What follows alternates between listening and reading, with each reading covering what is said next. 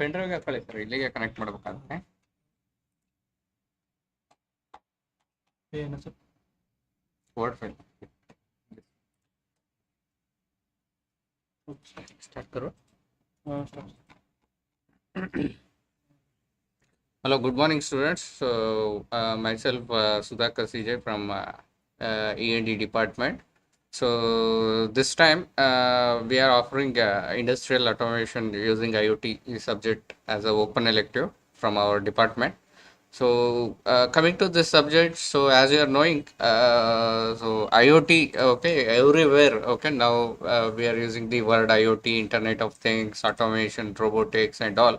So in this subject, what we have done is introduction to IoT and sensors, transducers and the industrial applications, and then one technology. All these we have included in this particular subject. So without wasting the time, I'll explain the syllabus of this particular subject. See here, the first unit. Okay, so first unit is introduction to IoT. So in introduction to IoT, so we are going to discuss what is IoT, how the IoT word has evolved, and what is the genesis. Genesis means evolution of IoT, and what is the difference between the IoT and digitization, and then how the IT, information technology and operational technology, we can combine using the IoT, and then what are the present challenges which are existing in implementing the IoT, and then two architectures we are going to discuss, worldwide accepted architectures. That is, one is IoT WF, IoT Word Forum, we call that architecture, and AM2M, machine to machine architecture. So all these we are going to discuss in the first unit. So first unit is clearly the introduction to IoT and the basic concepts. And then, so in the second unit, it is targeted with respect to the uh, smart objects. Okay, so smart object means it will be containing the sensors, actuators, microcontroller chips and all. How exactly we should connect the sensors and the actuators to the microcontroller kit, and how we can program it, and how exactly we can expect that sensors and the actuators will coordinate each other. So whenever the coordination between the sensors and actuator achieved, so we can call it as a smart object. So all this, and the communication criteria and communication protocols also we are going to discuss in this particular unit. Means wired technologies and all the wireless technologies, IEEE standards, access technologies and all we are going to discuss in the second unit. And coming to the third unit, so already in the first unit, basics, second unit, the sensors, actuators, microcontroller chip, hardware part.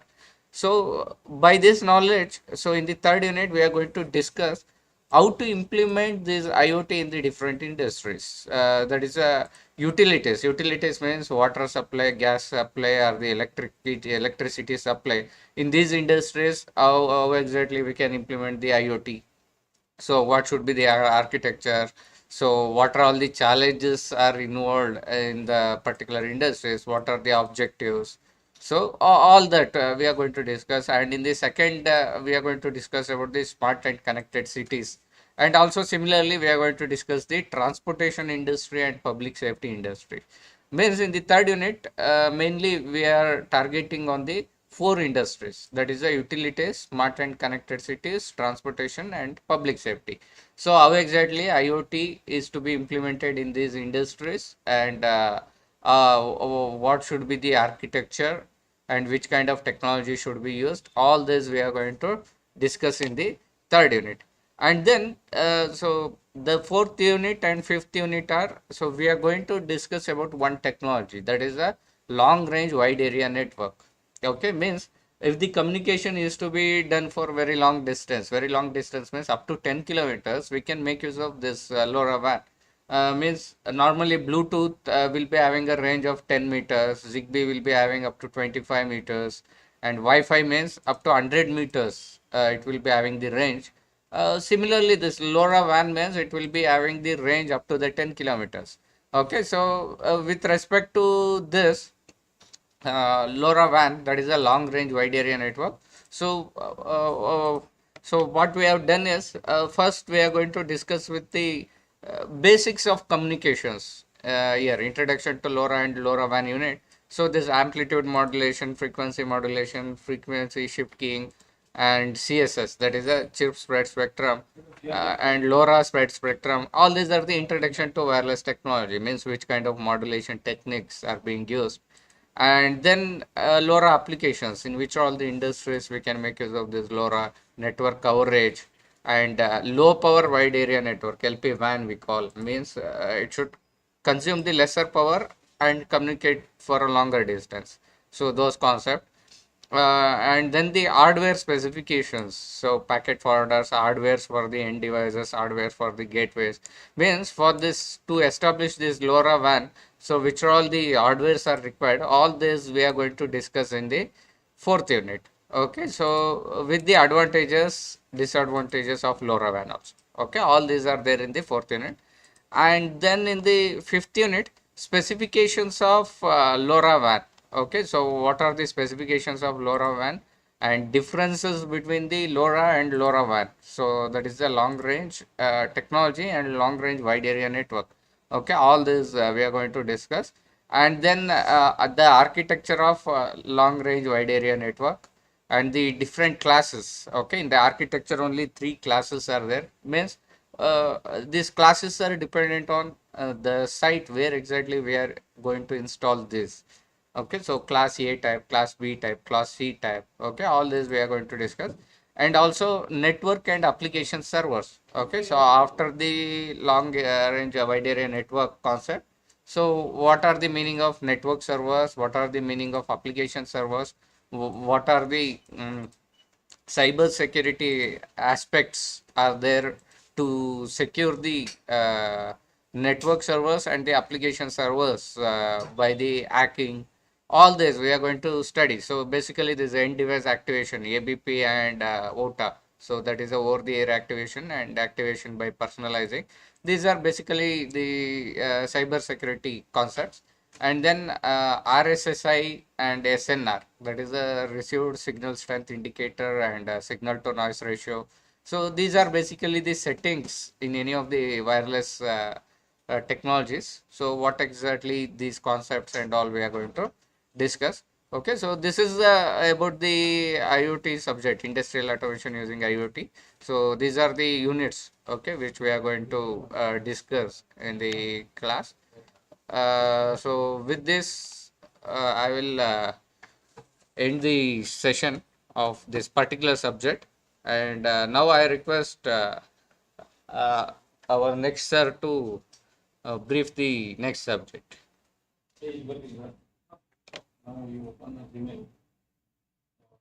Download करेंगे आगे start वो थोड़ी stop mute करेंगे किया हो camera of किया हो तो ನಿಮ್ದು ಹಾಕಿದ ತಕ್ಷಣ ಅದು ಕಂಟಿನ್ಯೂ ಮಾಡ್ತಾರೆ एक ही स्लॉट पे करेंगे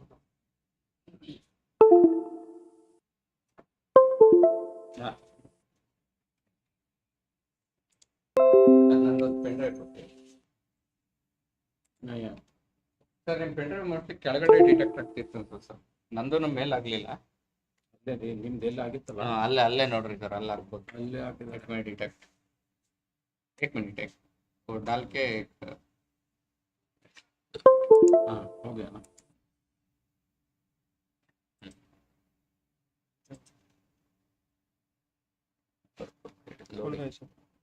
लोड हो रहा है तो सर जस्ट मेरा अपडेट हुआ है अभी सर्वर करते हैं बाद में आप लास्ट टाइम पे ट्रेन नहीं कर सकते हाँ लास्ट टाइम सेम सब्जेक्ट अभी 4 बार हो चुका है रहता है वो यूट्यूब पे लास्ट टाइम क्या हुआ रहता है सर देखता नहीं कोई भी देखता नहीं तो वही शेयर नहीं कर सकते हम लोग सर सिलेबस है ना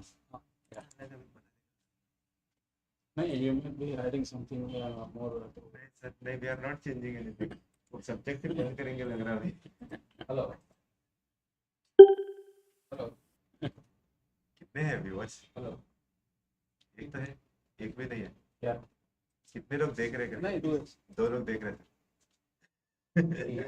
वो दो लोग भी कॉलेज का नहीं है, कुछ मिशंस रहते हैं सर, आर्टिफिशियल मिशंस। नहीं, एक तो इधर ही चालू है शायद, बाजू में वो हाँ। रहता है। देख सकते हैं?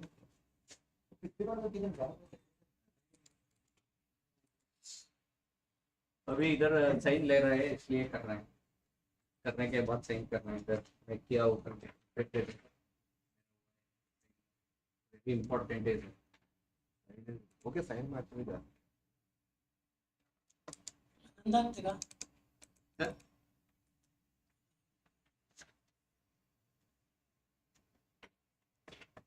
क्या हो रहा है अभी?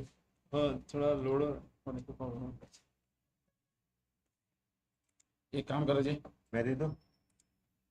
पेन ड्राइव डिटेक्ट नहीं हो रहा है। अरे बाप रे। पेन ड्राइव पे मेरा पेन ड्राइव लकीली वो अपर स्लॉट को डिटेक्ट नहीं हुआ था, लोअर स्लॉट में सपोर्ट किया है। इधर किधर दूसरा है, मेल कर सकते हैं अब चाहिए तो। ಹಾಂ ಸರ್ वही करो सर। सर ನಿಮ್ದು ಅಷ್ಟೇ, ಇನ್ನೊಂದು ಕಡೆಯಿಂದ ಮೇಲ್ ಮಾಡ್ತಾ ಬಿಡ್ರಿ ಸರ್. ಮೇಲ್ ಮಾಡಿದೇನ್ರಿ, ಇಟ್ ಈಸ್ ದೇರ್ ನಾವು ಯು ಗೋ ದಿಸ್ ನೋಡಿ ನಂದು ಅಲ್ಲ ಅವ್ರಿಗೆ ಇಲ್ಲ, ಅದು ಮೇಲ್ ಓಪನ್ ಇದೆ ಸರ್, ನಿಮ್ ಮೇಲ್ ಓಪನ್ ಮಾಡಿ ಮಾಡ್ಕೊಳ್ಳಿ. You open this mail.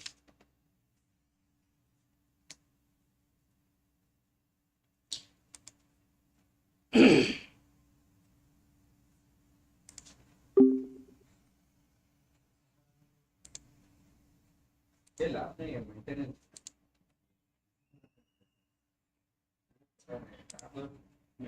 MTech का शायद स्टार्ट किया है। पहले मेंटेनेंस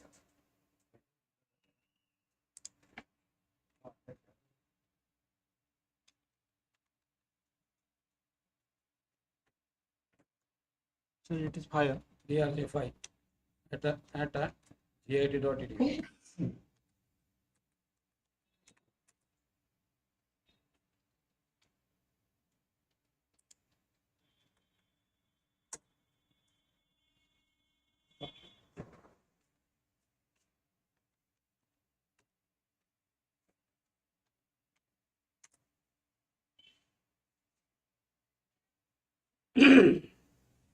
ಐದು ನಿಮಿಷ ಆಗ್ತದೆ ನಾವು.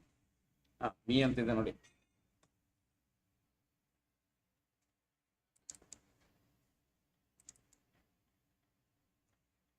ये क्या है जी?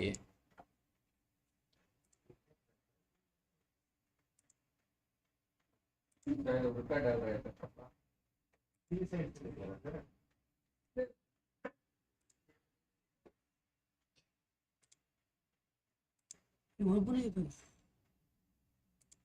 ಅಲ್ಲ, it is going to YouTube. ಸುಮ್ಮನೆ ರೆಕಾರ್ಡ್ ಮಾಡಿ ಕಳಕ್ಕೆ. We are not addressing any students. ಕೇಳಿದ್ನು 5 ನಿಮಿಷ 7 ನಿಮಿಷ.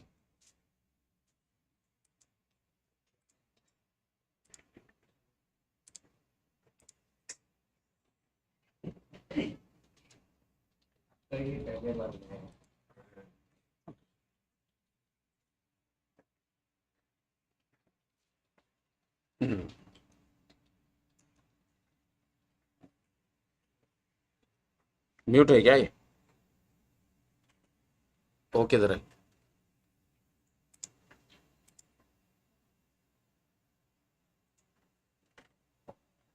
इसका ओपन है वहाँ पे क्या मेरा ही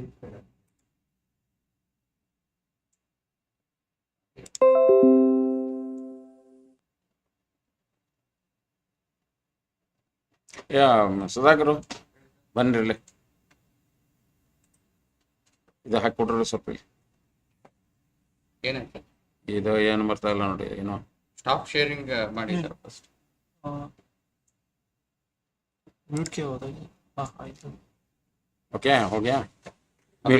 म्यूट करो अभी your entire screen. Okay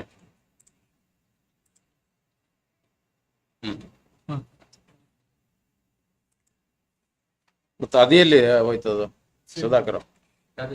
same live ಎಲ್ಲಿ ಐತೆ ಅದು? How do you say it is live? ನೀವು ಇಲ್ಲಿ ಬರ್ತಾ ಇದ್ದೀರಾ? ಇಲ್ಲ. ಫೈಲ್ ಒಂದೆರಡು ಸೆಕೆಂಡ್ ಆದ್ಮೇಲೆ ಬರು. ಇದಾಗಲೇ ಆಗಿದ್ದು ಬರ್ತಾ ಇದೆ. Hello, good morning, students. I am giving you the introduction about the open elective in electric and hybrid vehicles. It is there for a 6th semester, and it is having totally 100 marks. Theory, it is a theory consisting of 35 to 40 classes. The subject is now very relevant to the present day power and energy scenario of India. And this energy system of the country, our country, plays a very important role in shaping the future of the country. You know, any country to become independent, it has to become independent energy wise, right? If an energy independent country is there, then it can expect to be a totally independent country. And so much independence is gained, and that much we become strong. For our security and survival, this independence is essential. And you know, India basically is an oil importing country. Even we import the coal, we import the nuclear based things. And in order to come out of this import business or import process, we'll have to develop our own energy resources.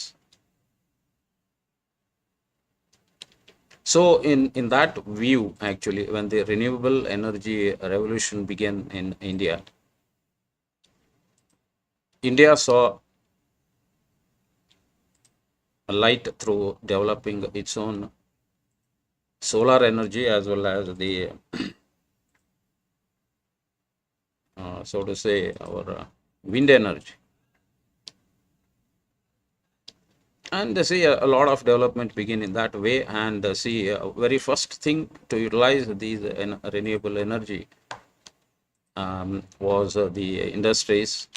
And the next is a very important sector is the transportation sector. So as to utilize the either the wind energy available or solar energy available,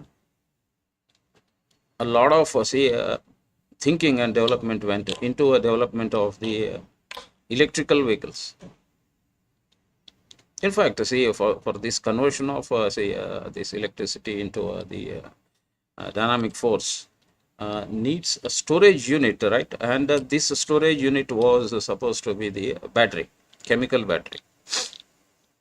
In fact, it now became a bit costly, maintenance prone, and all those things. But now, with the fact that India has found out a big source of the lithium in the north state, Jammu, India is expected to refine that available lithium metal and will become again independent in the development of the chemical batteries. It's often said that the lithium finding is equivalent to a finding of petrol usage available in the Arab countries. So much powerful it is. And what is expected in the future is the full dominance of the electric vehicles. Vehicle in a sense, two-wheeler, it may be four-wheeler, or it may be the train, full train, or it may be the heavily loaded trucks, whatever it is. Apart from the fact that the development in electric vehicle technology is happening, we also see a big development in the hydrogen fueled hybrid vehicles. See, with the advent of a huge investment and development in the wind energy, we have a problem there that, see, when though the demand is not there, the generation is going to be there because the wind blows anytime. So this excess generation can be used to generate the hydrogen, and hydrogen can be transported and can be used for the transportation section. It is totally a green energy. If this happens, then probably the studies and the R&D will go down deep into the hydrogen vehicles. And in this subject, coming back to the context, that the mix of the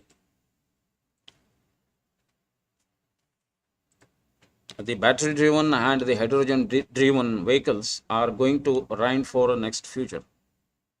So that is why this subject has been introduced as the open elective and is called electric and hybrid vehicles. And we will be studying everything connected to this. Not in very in depth, but enough to understand that what this technology is all about. Undergraduate student is supposed to know. And to deal with the topics involved in this particular subject, first begins with the introduction to hybrid and electric vehicles. You can just see here. We'll be cruising through the history of hybrid and electric vehicles first, and its social and environmental importance and the impact of modern drivetrains on energy supplies, types of electric vehicles in use today, electric vehicles for a future, and that's it. That is an introduction. And the next chapter begins with the hybrid electric drivetrains and a basic concept of hybrid traction, introduction to various hybrid drivetrains, topologies, power flow control in hybrid drivetrain, and the fuel efficiency analysis. This unit 2 is basically totally dependent on the mechanical systems. Will be introduced with the different types of gears, their characteristics, analysis, and see how the power transmission happens. And unit 3 deals with the electric propulsion. This is regarding the electric motors used. And we will be seeing the introduction to electric components used in hybrid and electric vehicles, configuration and control of DC motor drives, configuration and control of induction motor drives, configuration and control of permanent magnet motor drives, and switched reluctance motors and the drive system efficiency. Next chapter is going to be on the sizing of the drive system, matching of the electric machine and the internal combustion engine, sizing the propulsion motor, sizing the power electronics, selecting the energy storage technology, communications, and supporting subsystems. And lastly, we'll be dealing with the batteries, a complete analysis and the understanding and the operation and maintenance of the electric batteries. Okay, but these three, coming back to unit 2, unit 3, and unit 3 and unit 4, we'll be having the mathematical analysis, the mathematical equations written for the system and its in-depth analysis. You take a hybrid electric drivetrain or the electric propulsion or the sizing and drive system. Now, we will not be dealing with any numerical problems here, but the mathematical presentation, analysis, and its simulations are done. And probably these things are enough to understand quite a bit about the hybrid motors or hybrid vehicles. And in all these things, to cover these things, we need around 30 32 to 35 classes. So the course runs for around 35 classes, and see, attendance is compulsory here. For a basic fact that, see, if you attend the classes, then you need not to read intensively for the either internal assessment or else for the SEE. And next fact I would like to tell is this: these books and the reference books and textbooks are all available. Notes have been prepared for this, and you just read the notes here. That is enough. And the seminars actually are the topic expansion in this subject in the name of case studies. And I will be telling you that, see, how to prepare for your seminars and to finish off your seminars. Okay, and it is expected that the first it is to be completed as soon as possible, means the seminars. And the subject, as I told, right, say it is a theoretical subject, and it needs the continuous in touch with being in touch with the subject. And the last minute preparation is going to be a disaster in this subject. And regarding the past results that have been obtained in this subject is that, say, around 98% pass, and probably those who had determined to fail only have failed in this subject.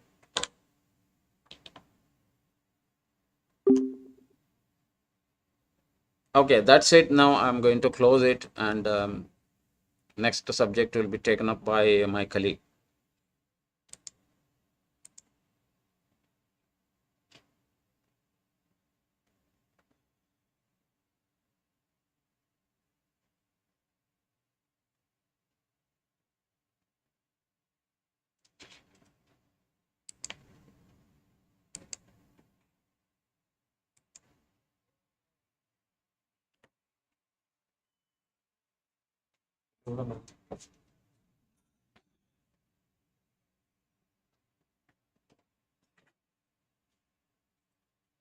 Yeah, ನಾನು ಮುಗಿತ್ಕೊಂಡ್ರಿ.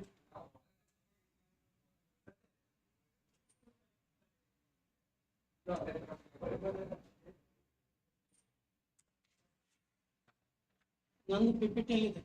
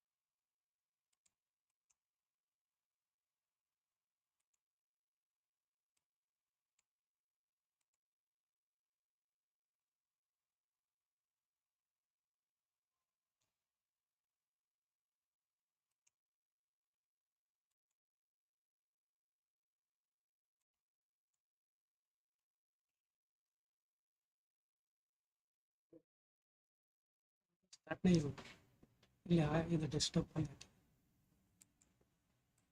इनके ही mail पे करेंगे क्या log को नहीं वो desktop पे है पेन ड्राइव में ये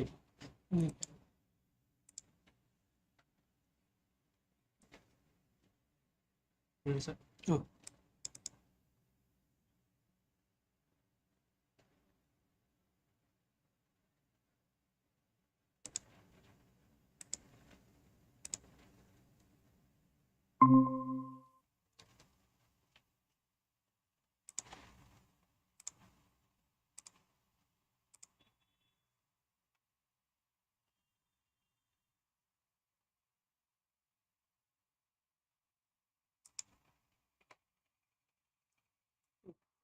Unmute. Live. Live.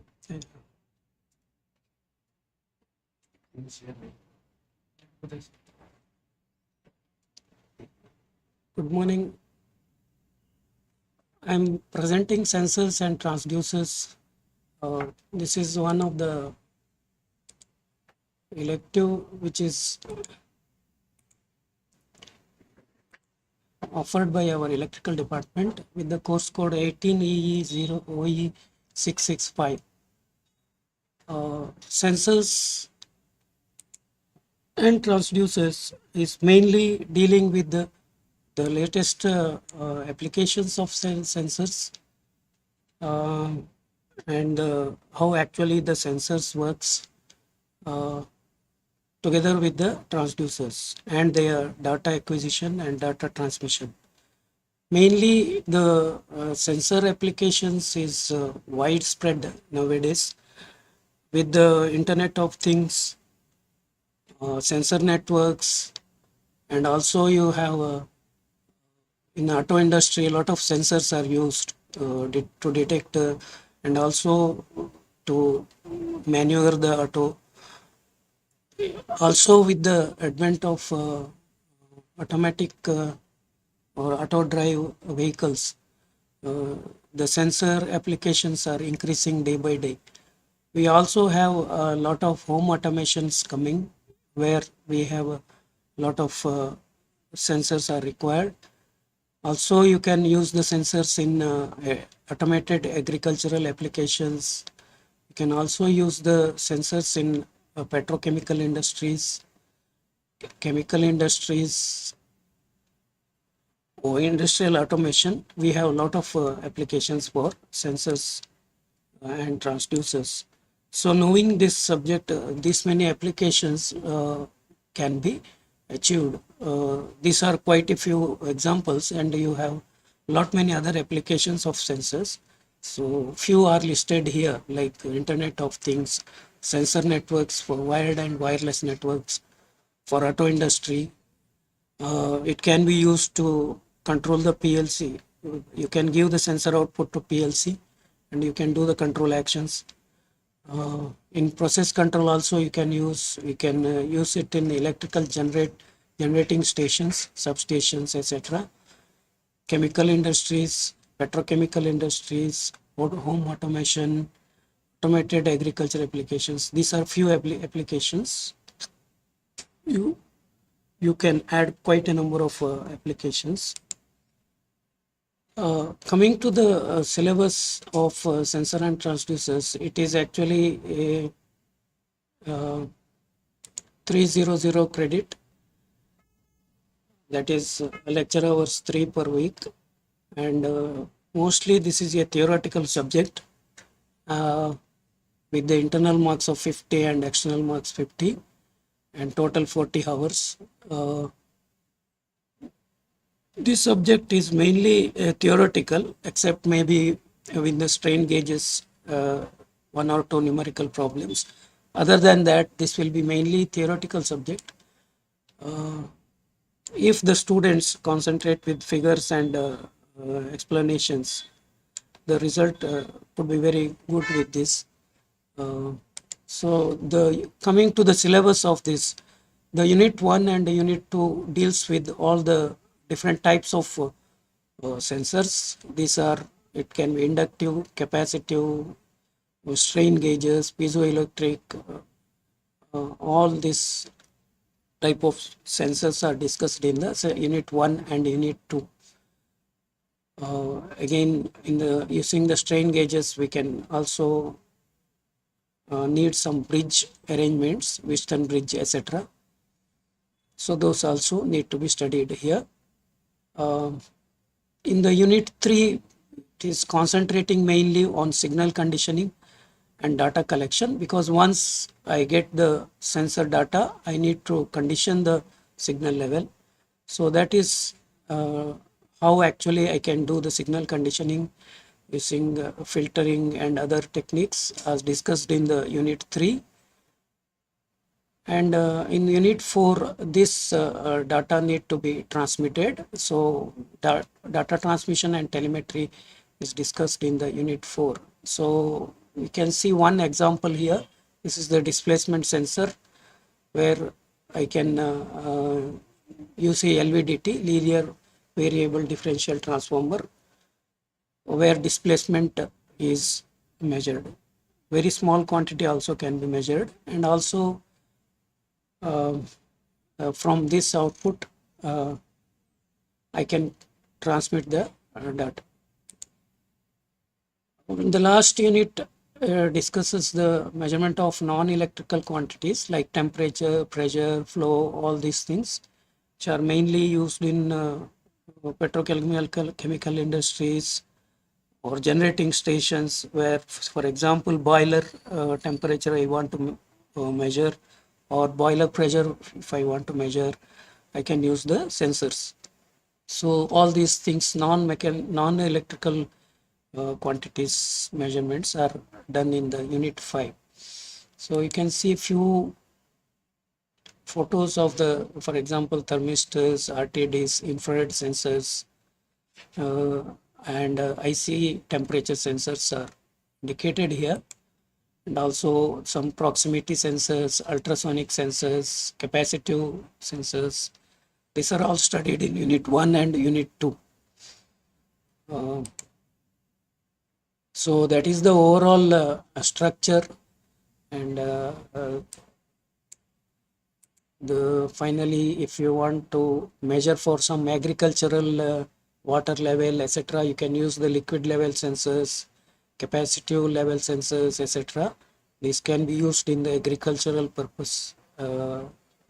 So sensors have very wide applications, and in that it will be quite useful for the students for their future, for the if they are going for jobs or entrepreneurship, whatever, all purposes it will be very helpful. So that is the overall structure of this course, and the next uh, elective will be discussed by next staff.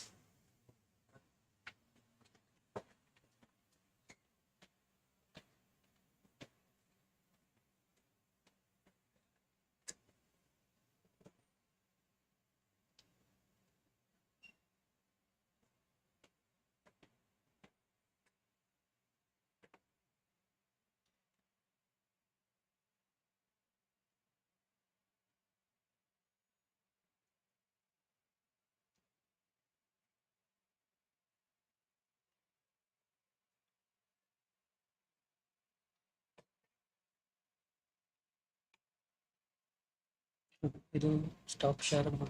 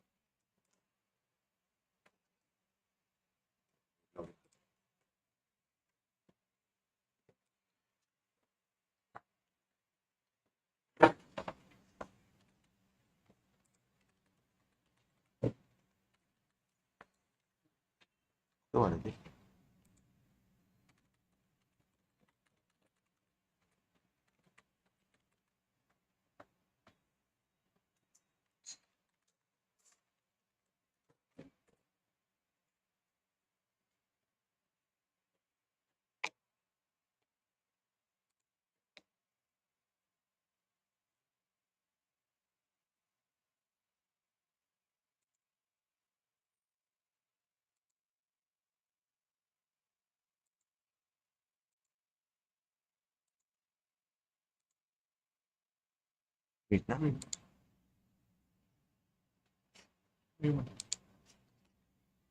Downloads को देखो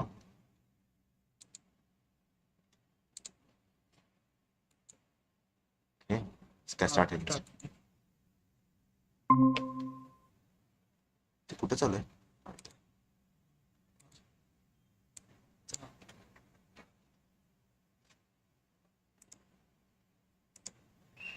share करू sir हां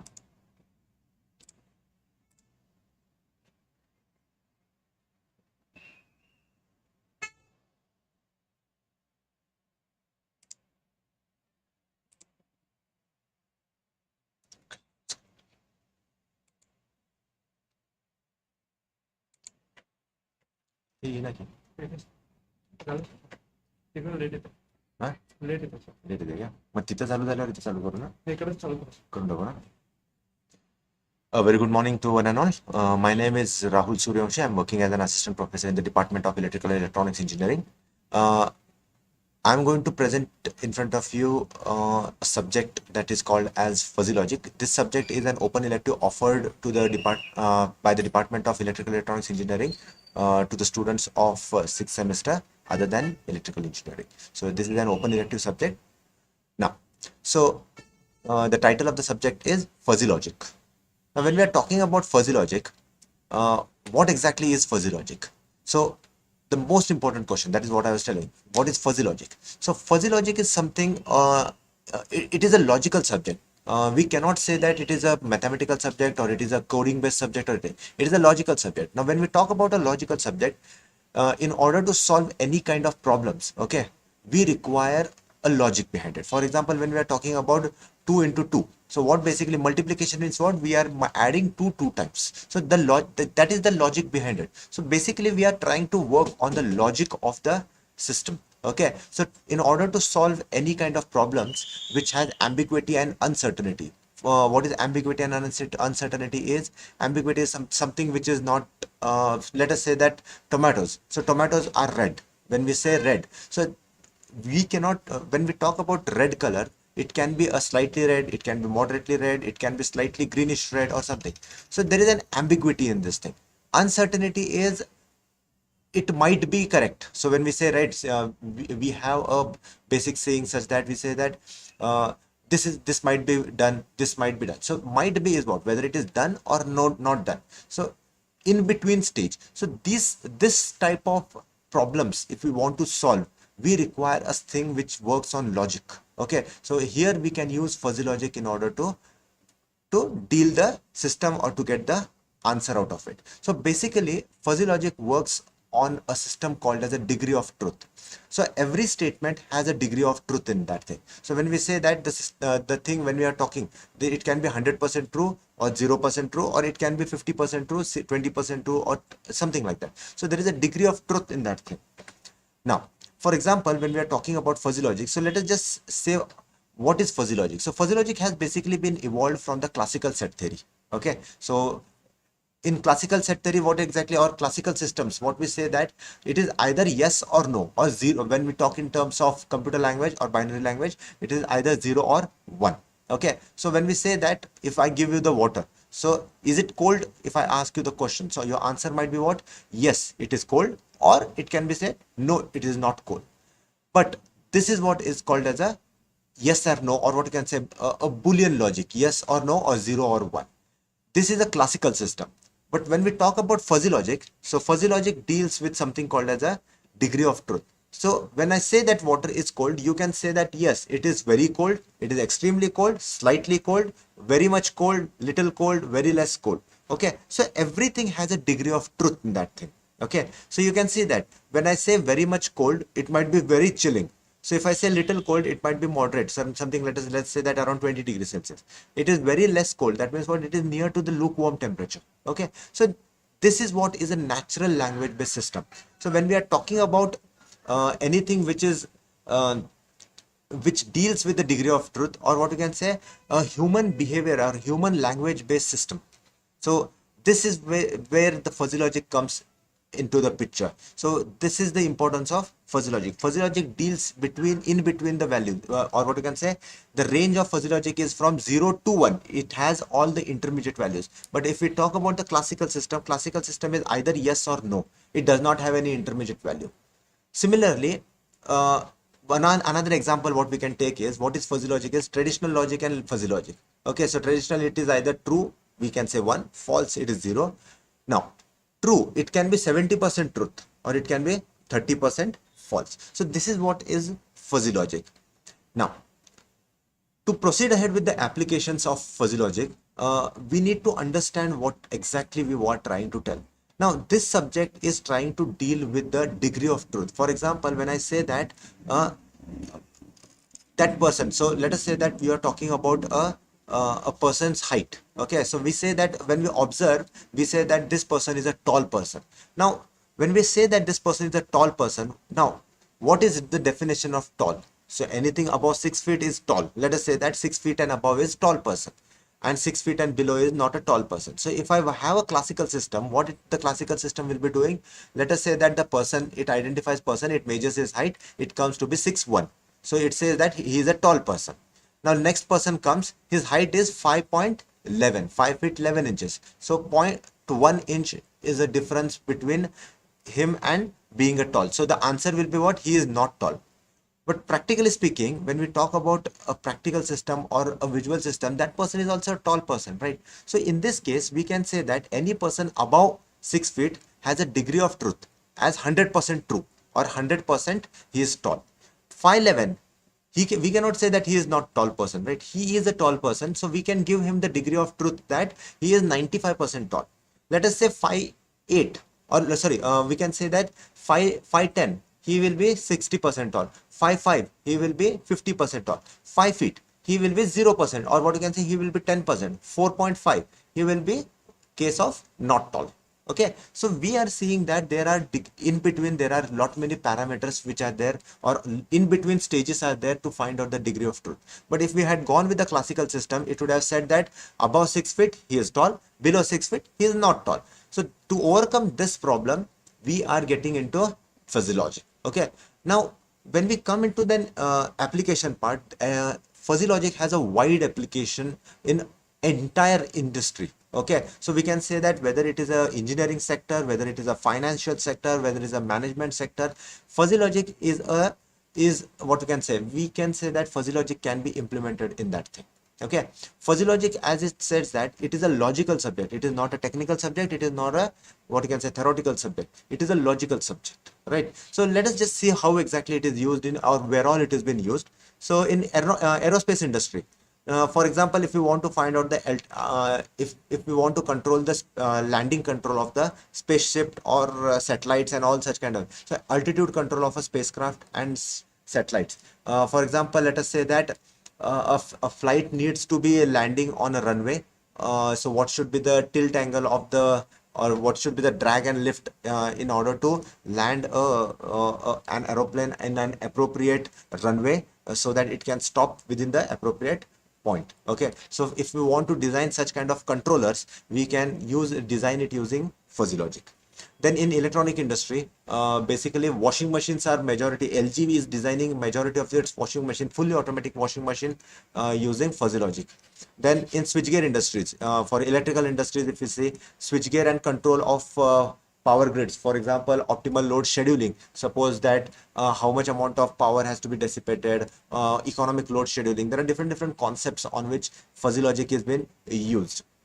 Then in automotive industry, for speed control, then for traffic control. Now I can just tell you about this traffic control in a small brief, or what can I say, in a brief way. That is, let us say that there are 4 lanes and there are vehicles in each lane. Now conventionally what happens is, it is a fixed system wherein 30 seconds time is given for each lane. So what happens is, suppose there is only one vehicle. What happens is that 30-second time is given for that entire lane, which is wasted, wherein if there are suppose 20 vehicles standing in that line, what will happen is still it has been given 30 seconds. So this is a classical crisp system. But if we add a fuzzy logic to that thing, what the fuzzy logic can do is, it can find out how many. So using fuzzy logic can be linked with image processing, and it can find out how many number of vehicles are there in that lane. Once we find out how many number of vehicles are there in that lane, it can calculate and allocate the time required for passing of those many number of vehicles. Okay, so if there is only one vehicle, it will give 5 seconds time, and if there are 20 vehicles, it will give 30 seconds of time. If there are 5 vehicles, it might give some intermediate value. So everything has a degree of truth. Whereas in classical system, what was happening, it is only talking with respect to 0 sec or 30 seconds was the fixed time, irrespective of number of vehicles. So this is how fuzzy logic can work. Then in managerial sectors such as decision making, support systems, and personal evaluation in large company and businesses. So there are, suppose we want to launch a product in particular state. So in order to check whether whether the system or whether the product is market fit, whether it will get a good response or not. Such kind of things, such kind of decision makings can also be, or whether the product, what kind of modifications has to be done, whether the modification done in the product are feasible for as a market fit. So all such kind of things can be done in the managerial sector using fuzzy logic. Then chemical industry, controlling the pH, then drying, chemical distillation process. There are a lot many applications in this part. Then artificial intelligence. Now, when we're talking about fuzzy logic is a part of AI, okay, artificial intelligence. So natural language processing, then various intensive applications which are there for clustering type of systems. In data science, it might be used, what can I say, for image processing, it has been used for classifying the images, then identifying the images, all such kind of this thing is. Another, what can I say, a best application of fuzzy logic is that in sorting systems. For example, there are tomatoes, there is a big industry which is manufacturing ketchup. Now, in this case, what happens is they want ripe tomatoes. So, tomatoes come to the industry in terms of hundreds and thousands of tons. Now, everybody cannot be, you cannot sort out each and every tomato. So what they will be doing is they will be using an image processing system which is will be integrated with the fuzzy logic in the backend. And what it will be doing is it will be able to identify the whether the tomatoes are ripe or whether they are not ripe. Now, if we go with the classical system, what will happen if there is a particular color code, it will identify, it will be image processing based, will be based on the color code of a tomato, which will be running over the conveyor belt.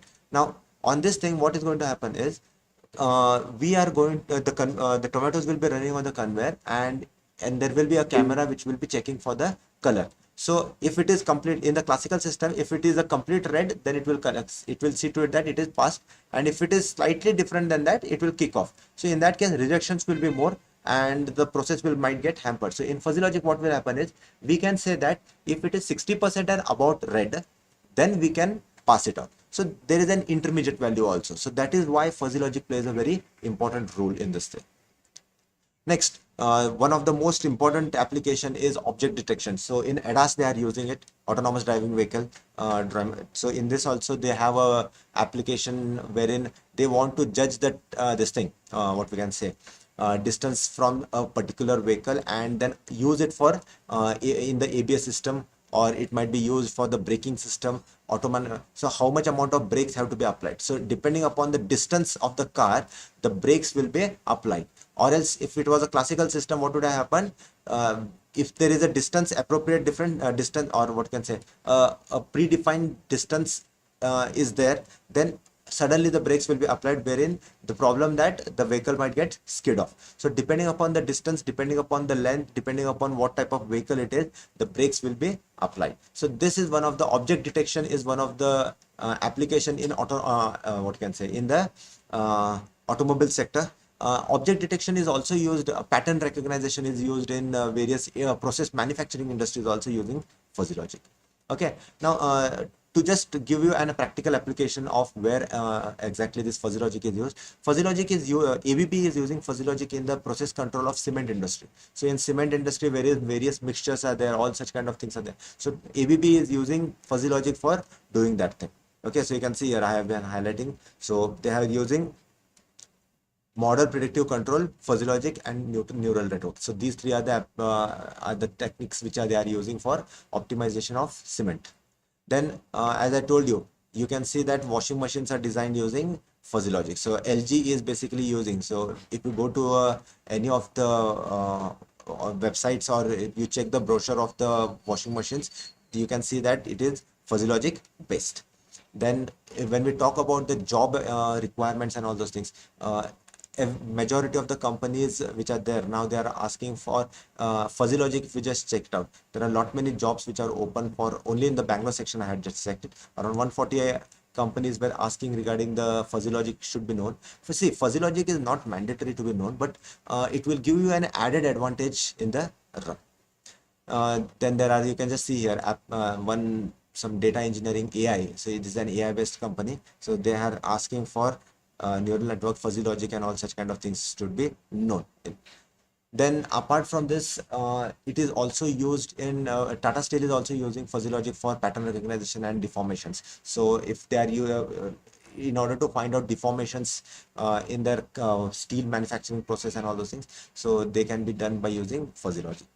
And majority of the R&D sections, fuzzy logic is basically having more what can say, people are using more in that research sector. What we can say is, if you just go on to the IEEE website and just check out with fuzzy logic, you can find out thousands of papers which have been there in various sectors using fuzzy logic. There is a large amount of research which has been going on using fuzzy logic. See, application can be anything. You can use fuzzy logic for that thing, for that particular application, to get the values or get the appropriate answers. Okay, so basically, to conclude with this thing, when fuzzy logic is used is when we want when we have a problem which is not certain. Or for example, if I say you to be on a very simple question, what we can say is, if I say orange, whether it is a fruit or color. Now this becomes a very tough question, because whether there is an ambiguity and there is an uncertainty. So still, if you want to find out the answer for that thing, fuzzy logic is the solution for that. Okay, so with this I conclude my presentation. Thank you everyone.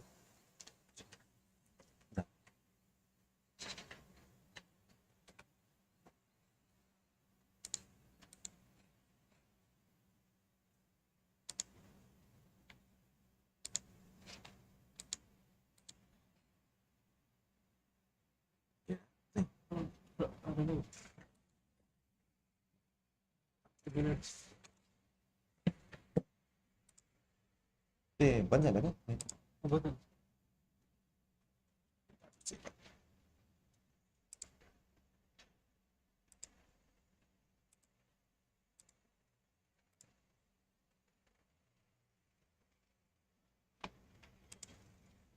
किती लोक आहेत आता?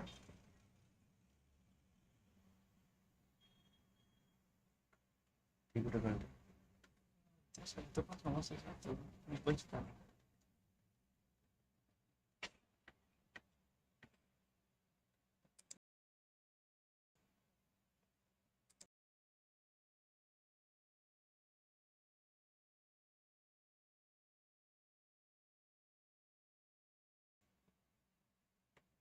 चलो, thank you.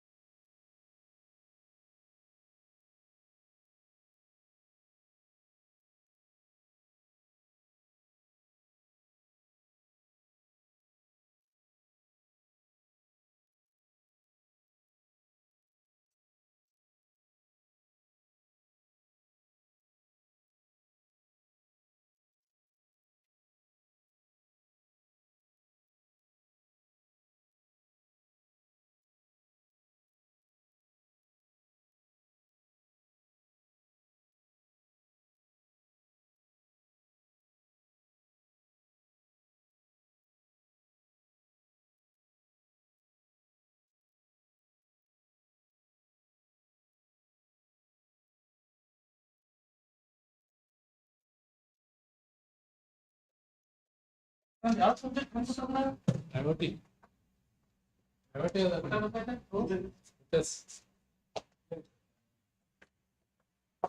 ఇక్కడ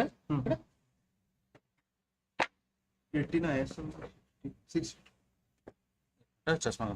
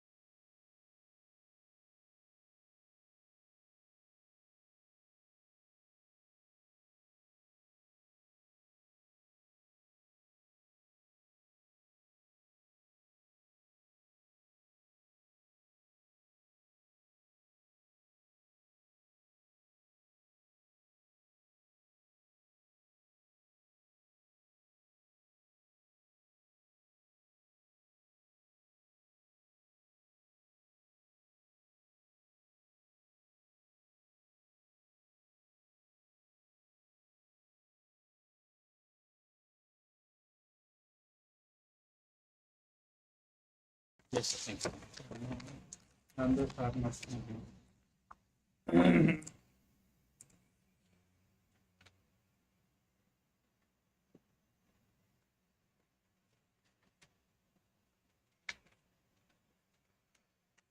इकडं थोडंसं काय मी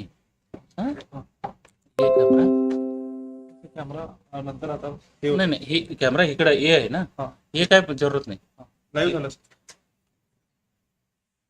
okay कॅमेराचं जरूरत नाही ओके आणि mic okay good morning everyone and here I am Mr. Pandurang Upparamani from IS department.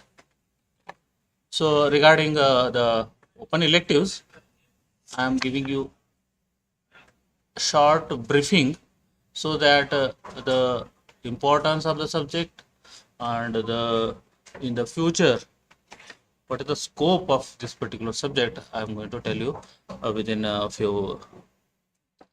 I can say a few words I can tell about that. The name of the subject is the Internet of Things, a practical approach.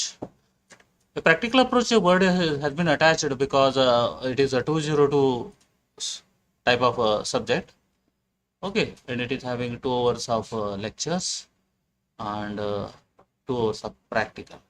So in the 2 hours of practical, we are going to do perform some demonstrable IoT projects, mini projects, starting from a blinking of LED up to controlling the data via the cloud. So that is why the name is given a practical approach. Okay.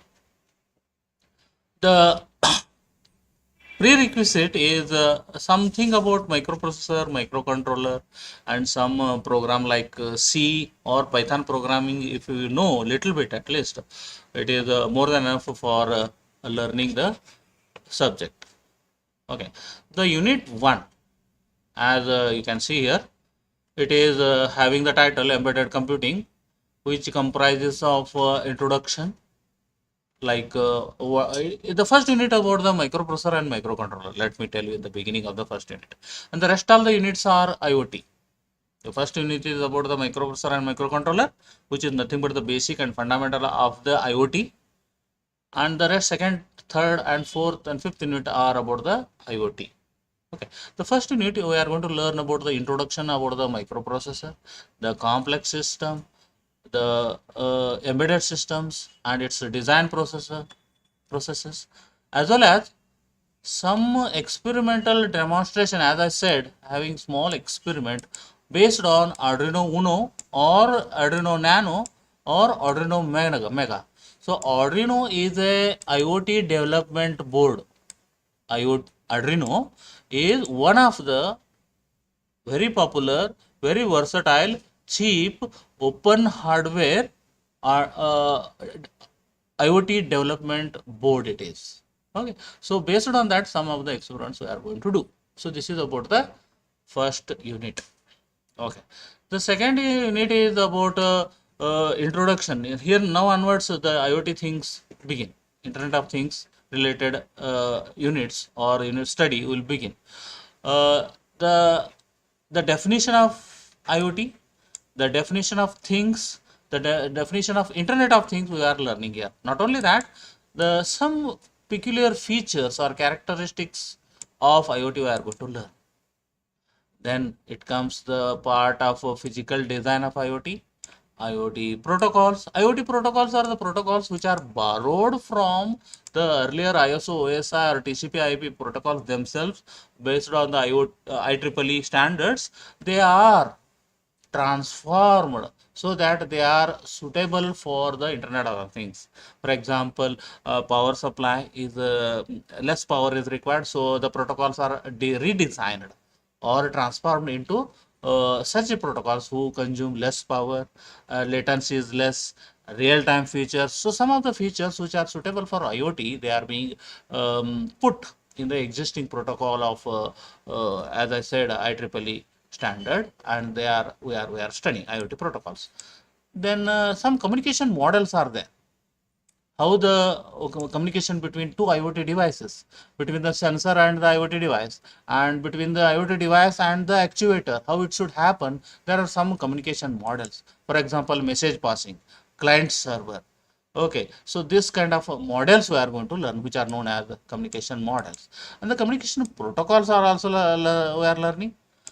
So where, as I said, some IEEE standard for wireless, wired, and under the wireless, Bluetooth, Wi-Fi, LoRa, and internet. This we are going to study under the communication protocols. Then comes the part of IoT labels and templates. These are something like a blueprints for the houses as it is in the civil engineering department. Like for example, one BHK, one blueprint is already ready depending on north facing, east facing, something like that. So IoT labels and templates are already there. So which one of them you can borrow for your own new design. You can choose one of the template. For example, local sensing and local controlling, you can choose the template number 1. And something, if you are visiting the web, level number 2 you can select. And if you are assessing the cloud, you can go for the template number 3. Like that, IoT levels and templates you are going to use as a ready-made blueprint for your own model you design. Then comes a small part of about what is the background of overview of microprocessor and microcontroller. Okay, again, the next part is the experimental demonstration. As I said, every unit is having its own experimental part. Okay, so this is the way how the experiment number 2 is, unit number 2 is what? The unit number 3, we are studying the key features, advantages of disadvantages of the prototyping and the related hardware. Under the hardware, sensors, wearable devices, standard devices, we are going to study. Under the software category, technology, protocols, and these things we are going to study. And then comes the domain specific IoT, where applications are being studied. For example, home automation, smart cities, environmental, energy, retail business, logistics, the agricultural, industry, health, and lifestyle. On these domains, how the IoT can be used, that we are going to understand. And the same thing, the next part is experimental part, as we have seen in the unit 2, and we are going to see in the 4th and the 5th unit. Every unit is having its own small experiments. Unit 4 is about the architecture and the protocols. Here we are going to study about some protocols like RPL, COAP, MQTT, and low PAN. Okay, low power network. So these some protocols we are going to study, as well as based on these protocols we are going to study some reference models, the architecture. Okay, one of the specific protocol model also we are going to study. Again, we are going to have experimental demonstration on Raspberry Pi or Orange Pi, which is a SBC, that is single board computer. Then the unit 5th is nothing but now we are moving to the cloud. And the cloud based IoT we are going to study, where introduction for the cloud storage, and communication model we are going to study. Okay. Models, APIs we are going to study, cloud for IoT. Then Python we are introducing to embed with the cloud services. Okay, and we are going to take an example of Amazon Web Services as an case study for the understanding of cloud services using the IoT. And again, experimental demonstration, as every unit is having its own experiment, 1 or 2 experiments based on Raspberry Pi and Orange Pi. Raspberry Pi and Orange Pi, these belong to the Pi family. Pi family is nothing but it is an again advanced IoT development, you can say, device. Okay, reference books are there. 2 reference books are necessary, because the first book is containing unit 1 and the second book is containing rest all the units are there. And some internet reference is also taken, which is used in the unit 3.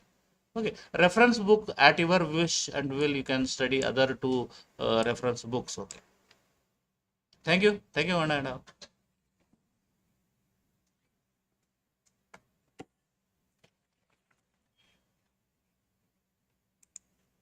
किती duration झालं विचारलं, तिकडे display होत नाही नाही हो, इकडं किती माझं किती कंट्रीब्युशन झालं, इकडं कुठं कर, बंद करा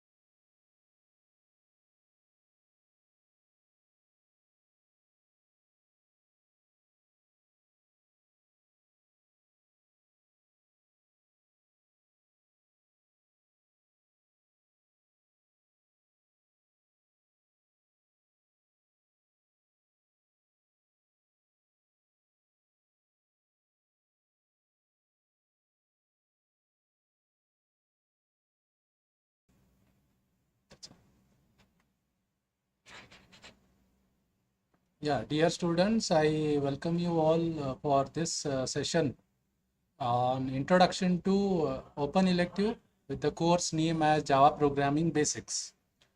The course code is 18IS661 and the course type is Open Elective, OE. It is split up into 202.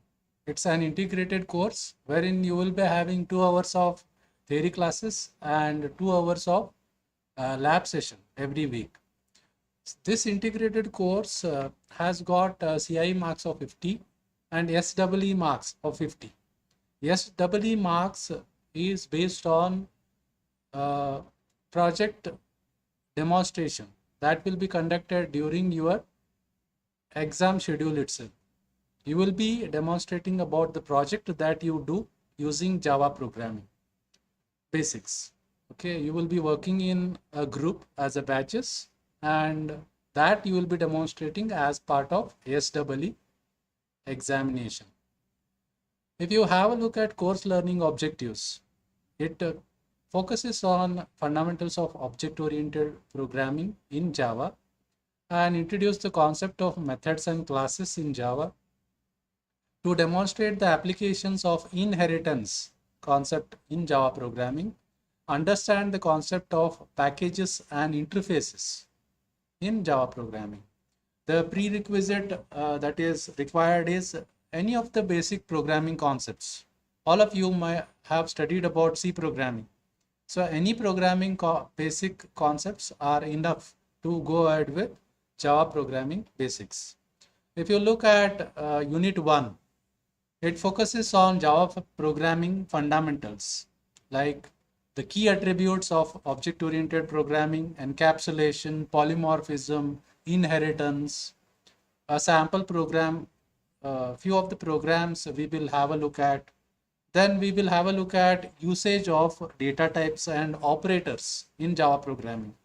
Just like C programming, how you define, declare the variables with different data types and start using the variables. In the similar way, even Java programming supports the primitive data types, wherein we will have a look at usage of the variables, then scope and lifetime of the variables, operators which can be used or work on variables.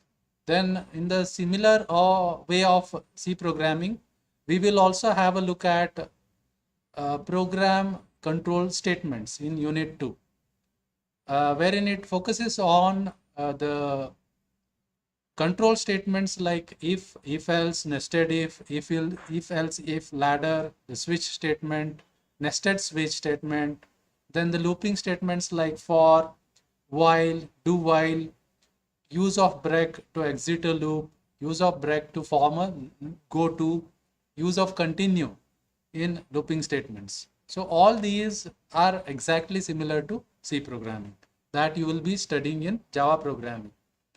Then Unit 3 focuses on the main object-oriented concepts, that is usage of a class, defining a class, then declaring an object.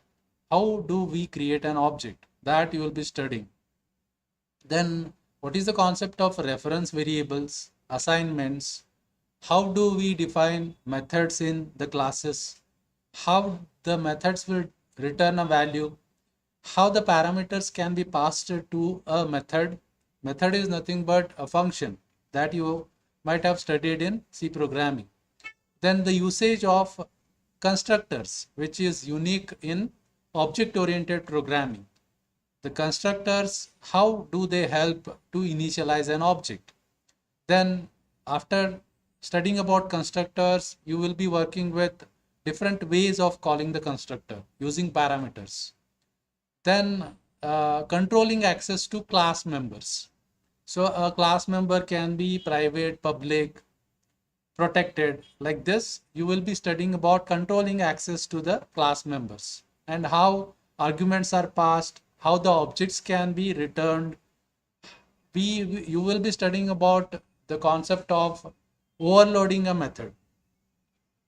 Then Unit 4 focuses on inheritance, its basic concepts, access of the members, constructors, inheritance, using of the keyword super, then different levels or hierarchy of defining the classes, inheritance, then how the constructors are executed.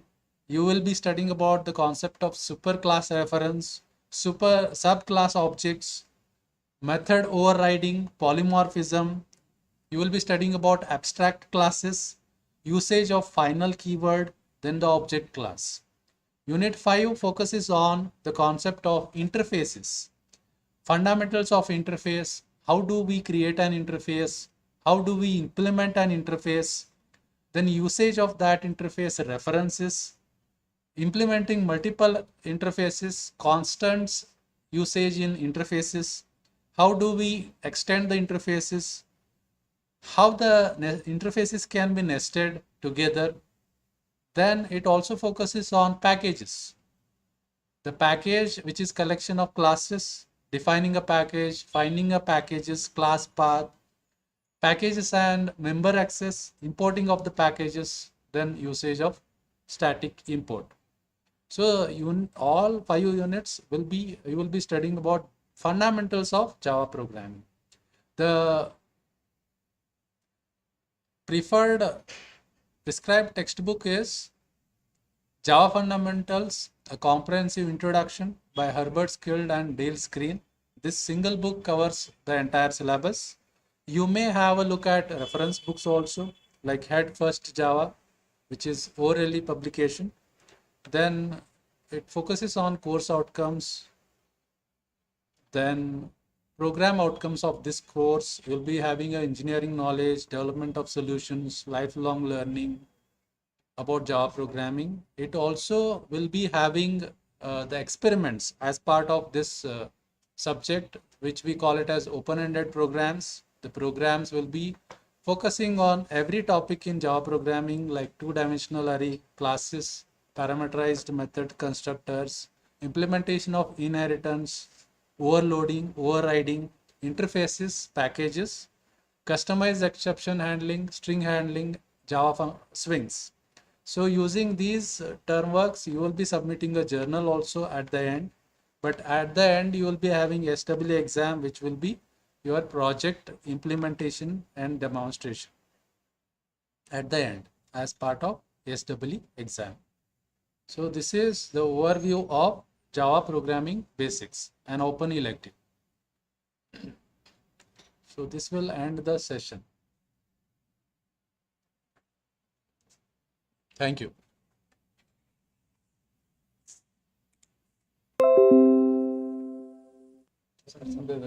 ಹೆಂಗಿದ್ದಾರೆ ಮೇಲೊಳಗೆ open ಮಾಡಿ camera off ಮಾಡ್ರಿ ಇಲ್ಲ ಇವಾಗ ಎಷ್ಟು subject ಅಂದರೆ ಇನ್ನೊಬ್ಬರು ಎರಡು ಆಯ್ತು.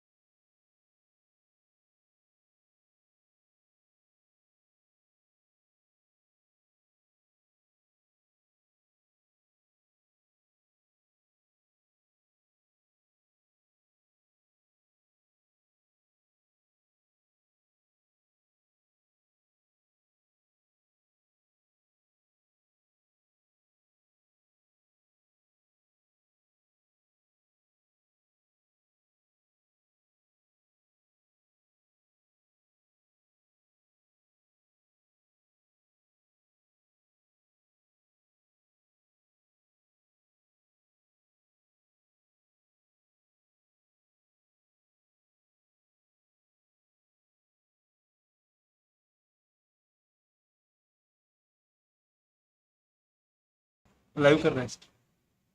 अभी यूट्यूब का कनेक्ट होता है क्या वो? हाँ इधर हम स्टार्ट किया तो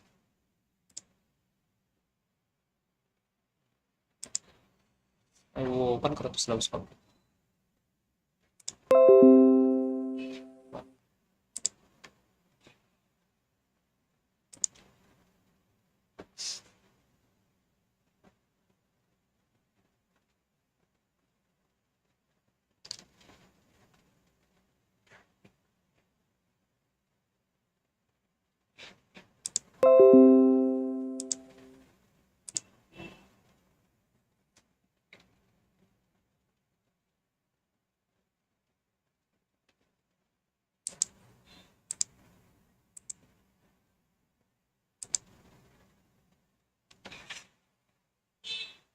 ये नहीं हमारा नहीं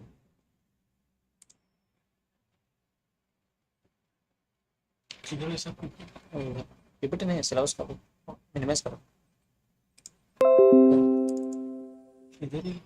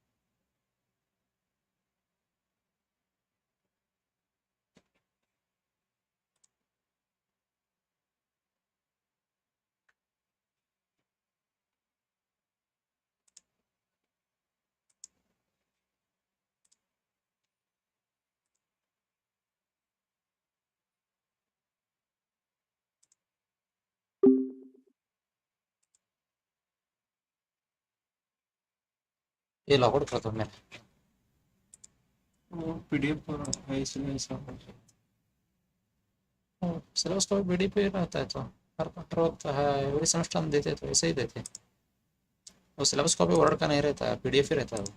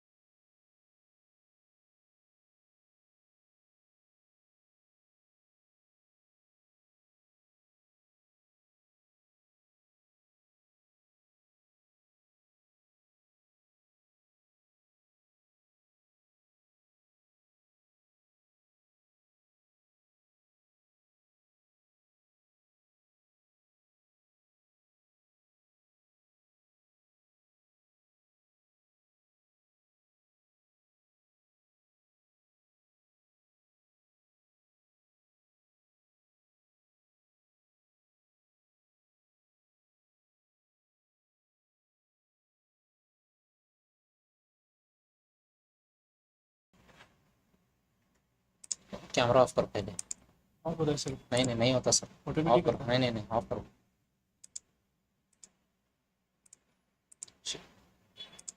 ये म्यूट रखो पहले।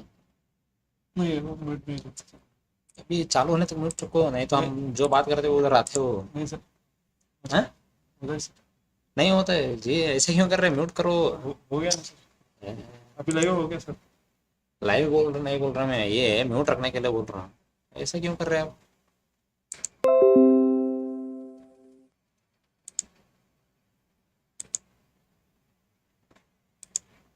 अभी ये म्यूट नहीं रखे तो हम जो बात करते हैं वो उधर आता है। ठीक।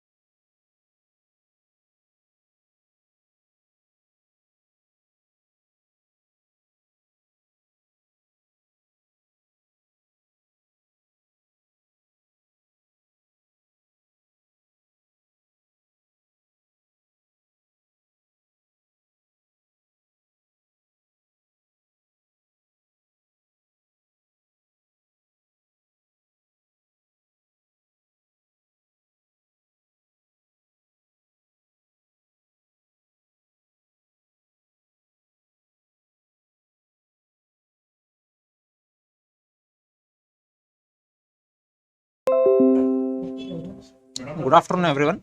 Today, from Department of Mechanical Engineering, we are giving the introduction to the open electives which is offered by the Mechanical Engineering Department. So, totally we are giving introduction to 4 open electives. One is organizational behavior and professional communication. One is operation research. Another one is engineering economics, and lastly, human resource management. Now, I request Professor Jagathi sir to give the brief introduction about the subject OBPC.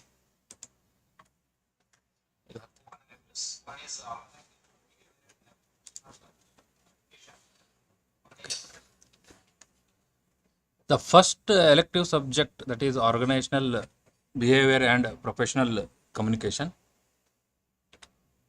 So you can see the course code is 18ME661. So course code is 18ME661. So we have 3 hours per week the class, and credits is 3. So in this we are going to learn regarding the behavior of the organization. The prerequisite for this subject is basics of management. So that is a prerequisite. So if you consider any organization here, so it will have a organization structure in this way.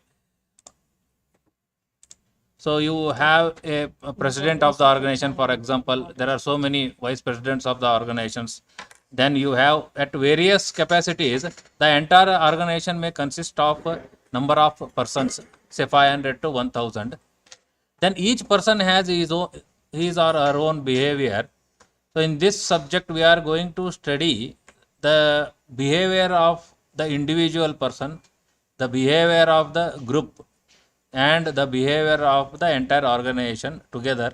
And at the end we are going to study various techniques of organization behavior, and also the stress management related topics.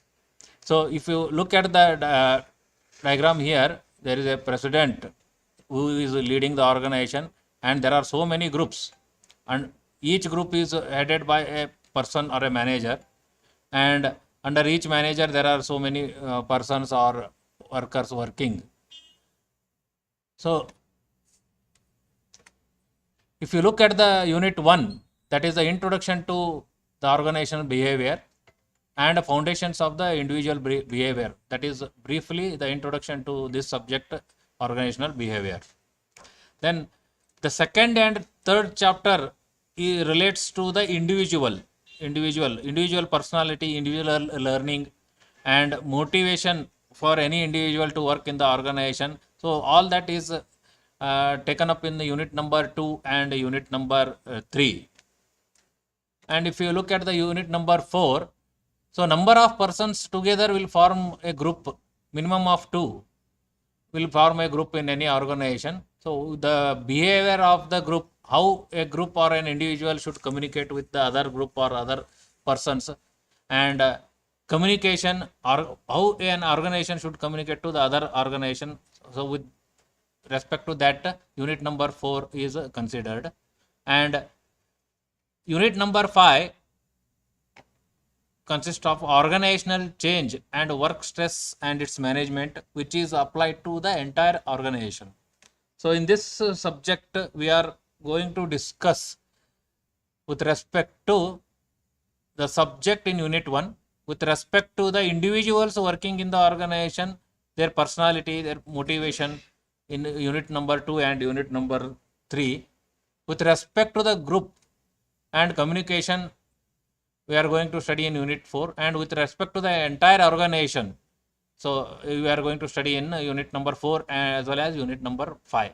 So this subject is entirely a theoretical subject, and case studies also can be considered in this subject. The books for this subject, one is Organizational Behavior by Stephen Robbins, that is the Pearson publication. Second one is Organizational Behavior by Fred Luthans, and an NPTEL course is also suggested in the syllabus copy. So 100% theoretical subject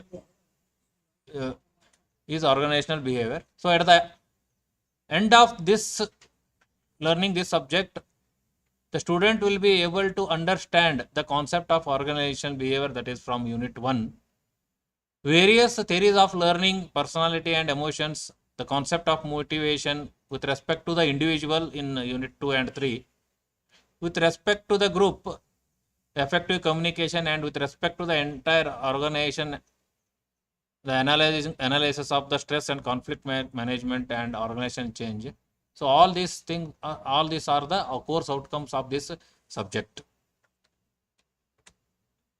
So the two books which are suggested are, one is Stephen Robbins by Pearson Education, and second one is the Fred Luton's Organizational Behavior.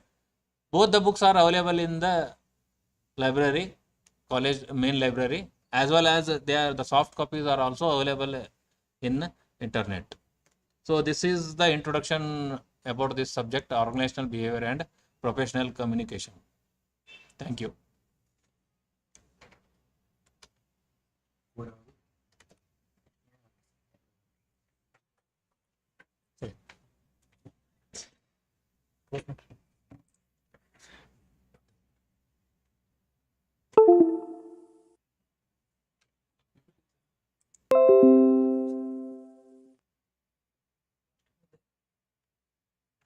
The second subject is operations research. Now I request Dr. Shivkumar sir to give the brief introduction about the subject operation research as well as engineering economics.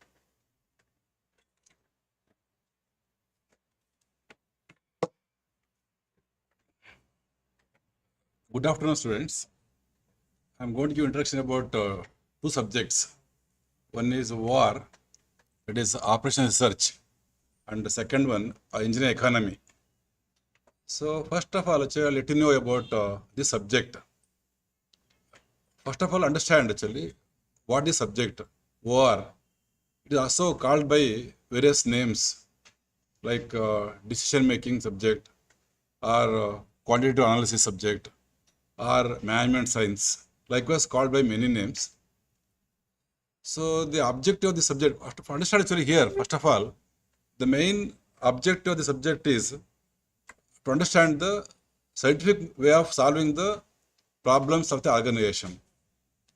In a nutshell, we can say that any problems in the organization can be mathematically modeled, and those can be formulated in a standard format and can be solved. That's the basic course objective. Regarding the course subject of the subject OR in particular, so you have one subject, one chapter called linear programming problems, that is LPP, wherein any problems in the organization can be mathematically modeled using algebraic symbols and can be solved analytically as well as graphically. Second, understanding about the transportation problems and assignment models, which are also very important to understand the various problems associated with the transportation. And thirdly, about game theory, and here understanding that how the players are going to use the strategies to win the game, that is game theory. And one more important chapter, that is related to project management using two methods, that is CPM and PERT, that is critical path method and program evaluation review technique. So it's basically a network based problem solution. So regarding the content of the examination point of view, so this subject consists of analytical problems only to the tune of 80 to 90 marks, 10 marks theory. Okay, so if you are very good in mathematics, okay, not necessarily of all maths 1, maths 2, 3, 4 and all, okay, analytical way of solving problems actually. So if you are good in mathematics, it's a good subject. You can score up to complete 100 marks. So it involves lots of problems only, that is analytical problems, up to 90 marks and 10 marks theory. And of course, you will have a choice to solve using some theory also up to the tune of 25 to 30 marks also. Okay. So I'm going to highlight about, just I want to give a briefing about the unit 1, unit 2 and all actually. Unit 1, that is introduction about OR, and LPP, that is I told that the problems can be mathematically formulated using linear programming problems, solving using analytical way as well as graphical way. First chapter. So here maybe around 12 marks problem and 8 marks theory can come in the unit number 1. Unit number 2, that is transportation. So here the problem may be to the maximum extent of 16 marks to 20 marks, a bigger problem. And here it's a completely analytical chapter, that is unit number 2, transportation and assignment. Normally you can expect 12 marks of transportation problem, 8 marks of assignment, or 10 marks each. Okay, that's about unit 2. Unit 3, game theory, that is here solution for various game problems using so many strategies like pure strategy and mixed strategy and all. Along with you will have one more additional chapter, that is a queuing theory. Normally this queuing theory is very important concept to understand the queuing problems. So here maybe around 12 marks of game theory, 8 marks of queuing theory, or 10 plus 10, or maybe some theory also here in the unit number 3. Unit number 4, that is sequencing. It's very important for any manufacturing organizations, wherein so various jobs are going to be sequenced based upon some priority rules. So, and of course here the problems may be using analytical method of solving or as well as a graphical way of solving, that is sequencing chapter. Very lessly a theory in unit number 4. And unit number 5, that is related to project management, wherein so the solutions for the various problems related to 2 methods, that is a pattern CPM, can be solved using network construction and solving. Okay, that's about unit number 5. And textbooks are plenty of books available in library, no issues. And of course, even in the classes, faculty will going to teach you the method of solving.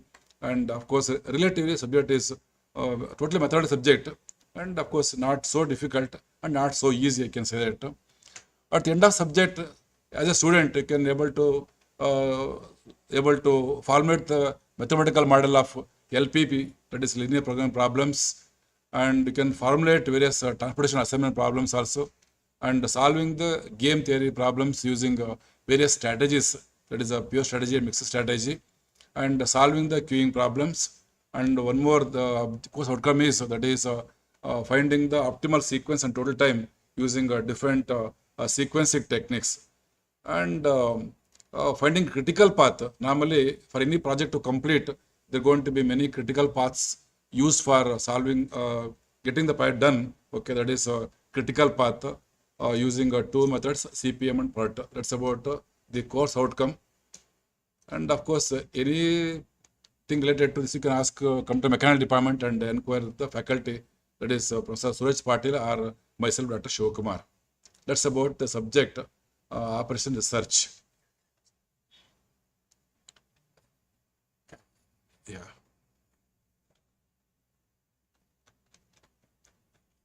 Next subject we are going to offer from our department, the mechanical department, that is engineering economics.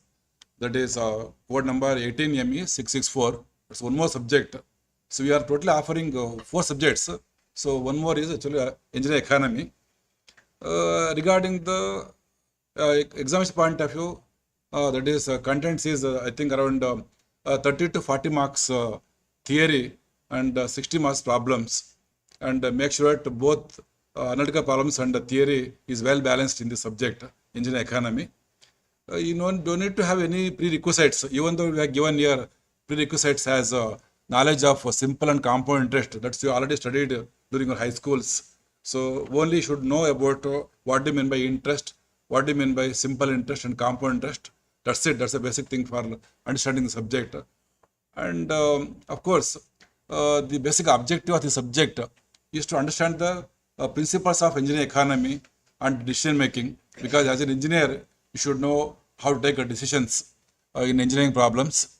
And also the objective is to educate the various methods of depreciation and costing, estimation, and finance functions, replacement analysis, because these are the regular day-to-day problems any engineer come across. Should have the knowledge about all these things, that is depreciation, costing, estimation of any product, and how to choose the best asset or the or any product and all, Those are the basic objective of this engineering economy. Regarding chapter wise, unit wise, okay, the first chapter, it's about the problem solving, decision making, effects of inflation. Right now, the hot topic, of course, inflation only.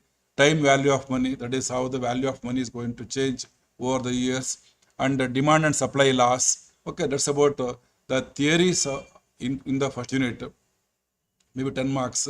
And next part in the same unit 1, that is about interest and interest factors, that is solving the compound and simple interest problems. And of course, there are going to be various different types of interests, as there is simple interest, compound interest, effective interest rate, nominal interest rate. Likewise, there are various interest rates are there in the unit number 1. So here we can say that 10 marks theory and 10 marks problem, unit number 1. Unit number 2, that is comparing of the various alternatives, that is comparing the assets based upon the life of the asset. Maybe sometimes equal lives and unequal lives. It is almost totally analytical unit, wherein the question may be around 16 marks, the problem, and 4 marks theory. It's a very important unit for any engineers to understand that how they're going to compare the assets while evaluating. And unit number 3, depreciation, because anybody as an individual, when you're going to buy anything, whether going to automobile, a scooter or a bike or a car or a house or anything, so all goes depreciation over the years. So you should know that what is meant by depreciation and appreciation, what are the causes, and how to calculate depreciation. Means at the end of some economic life of the asset, if you are willing to resell it, that how you're going to calculate depreciation and how you're going to find the value of the product, that is depreciation. One more important chapter comes in the same unit is estimation and costing, that is knowing the profit, also estimating the cost of the product. Because when you're going to fix the selling price, you should know that what are the components of costs involved here while fixing the selling price for the product. That's about unit number 3. So here maybe around 10 marks analytical problems, 10 marks theory, unit number 3. Unit number 4, that is totally dedicated to financial management, that is understanding the balance sheet and preparing the profit loss account and understanding the financial ratios, because they are the 3 important components. So each and everyone come across during your lifetime. So to know about the financial aspects, okay, that is ratio analysis, why it's important, how the organization are going to prepare balance sheets and profit loss account and all. Okay, that's very important chapter. So here, so completely analytical, you will expect a question for 20 marks, completely analytical, unit number 4. Unit number 5, that is consists of 2 chapters. One is a break-even analysis and replacement. That is very important to know that when you're going to calculate profit and loss for any product or for any organization, they're trying to be break-even first. That is, they're trying to go for no loss, no profit. That is called as a break-even.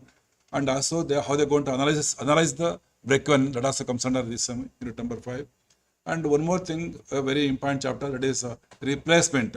Normally, when you are planning to replace the asset, what are reasons, how you are going to replace, how you are going to use individually or group replacement. So there are various methods also involved here to find the reason for replacement.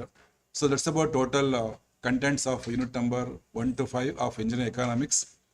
And plenty of books available in library.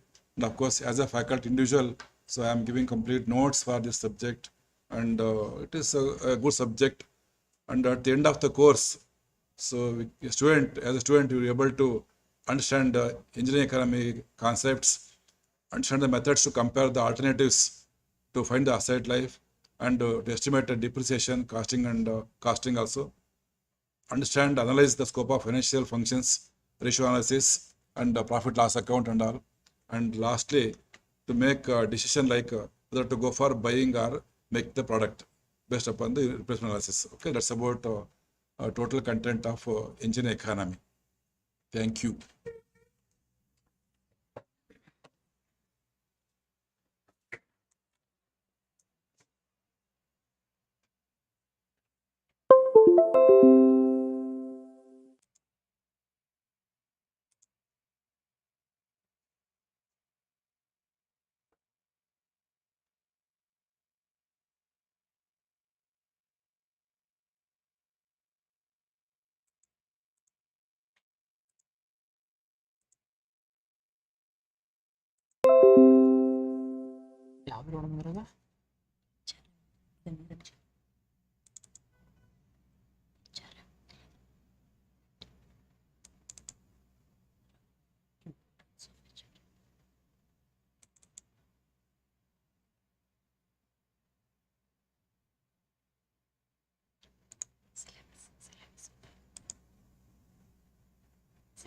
Mail में ही open किया, यहाँ पे open नहीं हो रहा। Open नहीं होता है ನಮ್ಮದು ಓಪನ್ ಆಗಂಗಿಲ್ಲ मेल ಈ ಸಿಸ್ಟಮ್ ಓಪನ್ ಆಗ್ಬೇಕು ಇಲ್ಲಿ ಓಪನ್ ಆಗಲ್ಲ ಸಿಲೆಬಸ್ ಸಿಲೆಬಸ್ ಸಿಲೆಬಸ್ ಹಚ್ಚಿರಿ ಇನ್ನೂ ಹಚ್ಚಿರಿ ಅಲ್ರ ಇದು ಓಪನ್ ಆಗಲ್ಲ ಯಾಕೆ ಒಟ್ಟಿಗೆ ಇಲ್ಲಿ ಓಪನ್ ಮಾಡಿದ್ರೆ ಅಲ್ಲಿ ಓಪನ್ ಆತಂದ್ರೆ ಇದಾಗ ಶೇರ್ ಆಗಂಗಿಲ್ಲ PDF तो ಪಿ ಡಿ ಎಫ್ ಏನೋ ಪ್ರಾಬ್ಲಮ್ ಅದ್ರಿ ಪಿ ಡಿ ಎಫ್ ಅಲ್ಲ ಇದು ಪಿ ಡಿ ಎಫ್ ಮಾಡ್ಲಾರ್ದನ್ರಿ ನಮ್ಮ ಕಡೆ मेल में डायरेक्टली ओपन किया, नहीं मेल में नहीं है वो पेन PDF ड्राइव में है PDF ये तो मेल कीजिए। हाँ PDF टू ही है योर ना मेल फिर है टू योर नहीं मेल PDF ही है ना वो फिर भी नहीं चलेगा, चलेगा ओपन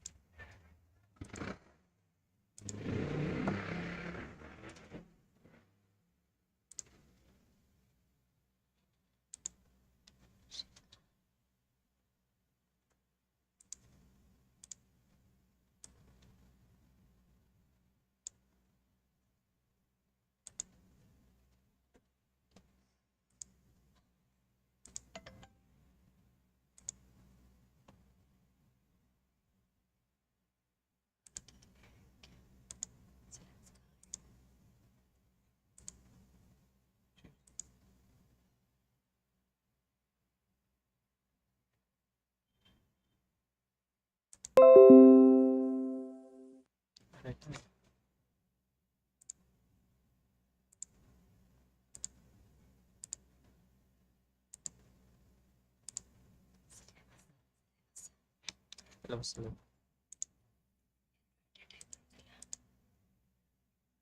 ಸಿಲೆಬಸ್ ಅಂದ್ರೆ ಮತ್ತೆ ನಾನು ಮೇಲೆ ಓಪನ್ ಮಾಡ್ಬೇಕು ಎರಡು ಬರಂಗಿಲ್ಲ ಮತ್ತೆ ನಾನು ಮೇಲೆ ಓಪನ್ ಮಾಡ್ಬೇಕು ಎರಡು ಮೇಲಿಂದ ಓಪನ್ ಮಾಡ್ಬೇಕು ಸಿಲೆಬಸ್ ಸ್ವಲ್ಪ ಇದ್ರೆ ಚೋಟ್ ಅಲ್ಲ ಹೆಂಗೆ ಕರೆಕ್ಟ್ ರೀ ಈಗ ಯಾವ್ದಾರು ಒಂದು ಹೇಳಿ ಇದರೇ ಆದರೆ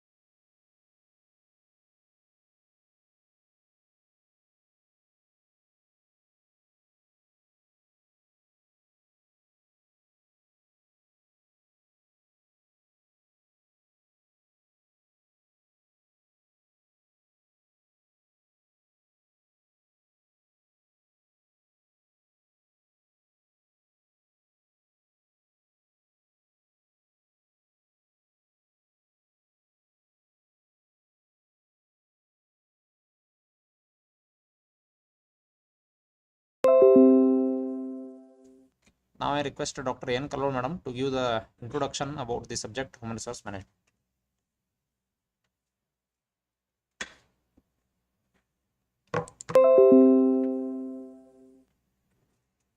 Good afternoon, students. Myself, Dr. Anupama Kallol, Professor, Mechanical Engineering Department, offering the subject Human Resource Management as open elective. As all of you know, every industry is striving for making profit. Nowadays, we are not using the word profit, but we are using the word productivity, which is very popular these days. So what is productivity then?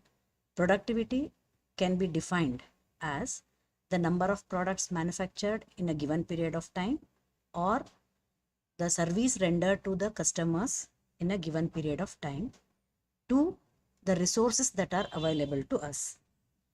As I mentioned the word resources, so what are the resources which we are using to transform into finished product? Maybe either goods, in the form of goods, or service. So these resources can be divided or can be divided into two parts. One is physical resource and another one is human resource. So the physical resources are the land, building, plant, machineries, material, everything that we can include in physical resource. So the resource which is using all these physical resources and which has more contribution in converting the available these resources into finished product is human resource management. So we need to understand the importance of human resource management in every industry. So this is the subject with the code 18ME663. It's an open elective. The hours per week is 300, that is 3 hours per week, and its total number of hours is 40. Credits 3, and CIE marks, continuous evaluation, that is for 50 marks. SEE, semester end exam, 50 marks, and 3 hours examination will be there for 100 marks, which will be reduced to 50, and 50 CIE will be taken to get the final marks.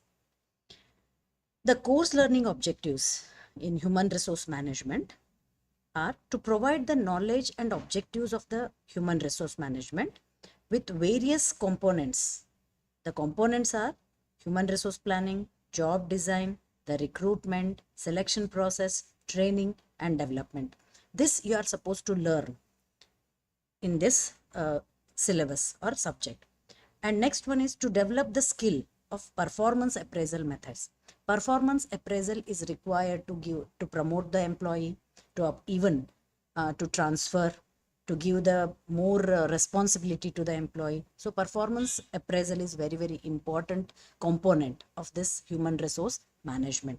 That also you are going to learn how to apply it, how to improve the performance of each individual, and how he is going to get benefited by this, that you are going to learn in this. That is the objective. To review the various aspects of industrial relations and industrial disputes and settlement acts. The next one is the various industrial relationship. There is a relationship because the human resource are coming together to achieve the objectives of the organization.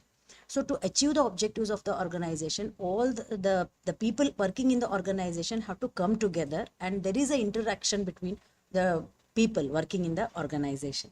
Maybe in the management level, or maybe the middle management level, or maybe the workers, or there is maybe different variety of interaction is going to take place while achieving the objectives of the organization. Sometimes it may lead to dispute, or it may lead to there is a problem, maybe the problem with the relationship between the people, those who are working for the project or for the industry and all. So how to resolve these conflicts, or how to improve the relationship so that they can achieve better results. So that is also another learning objective. Next one is HRM, and also you are going to study few case studies on human resource management. Very, very important. And then in unit number 1 and unit number 2, as and when I explain the PPT, it is just according to the units what here we have specified. So the importance of HRM.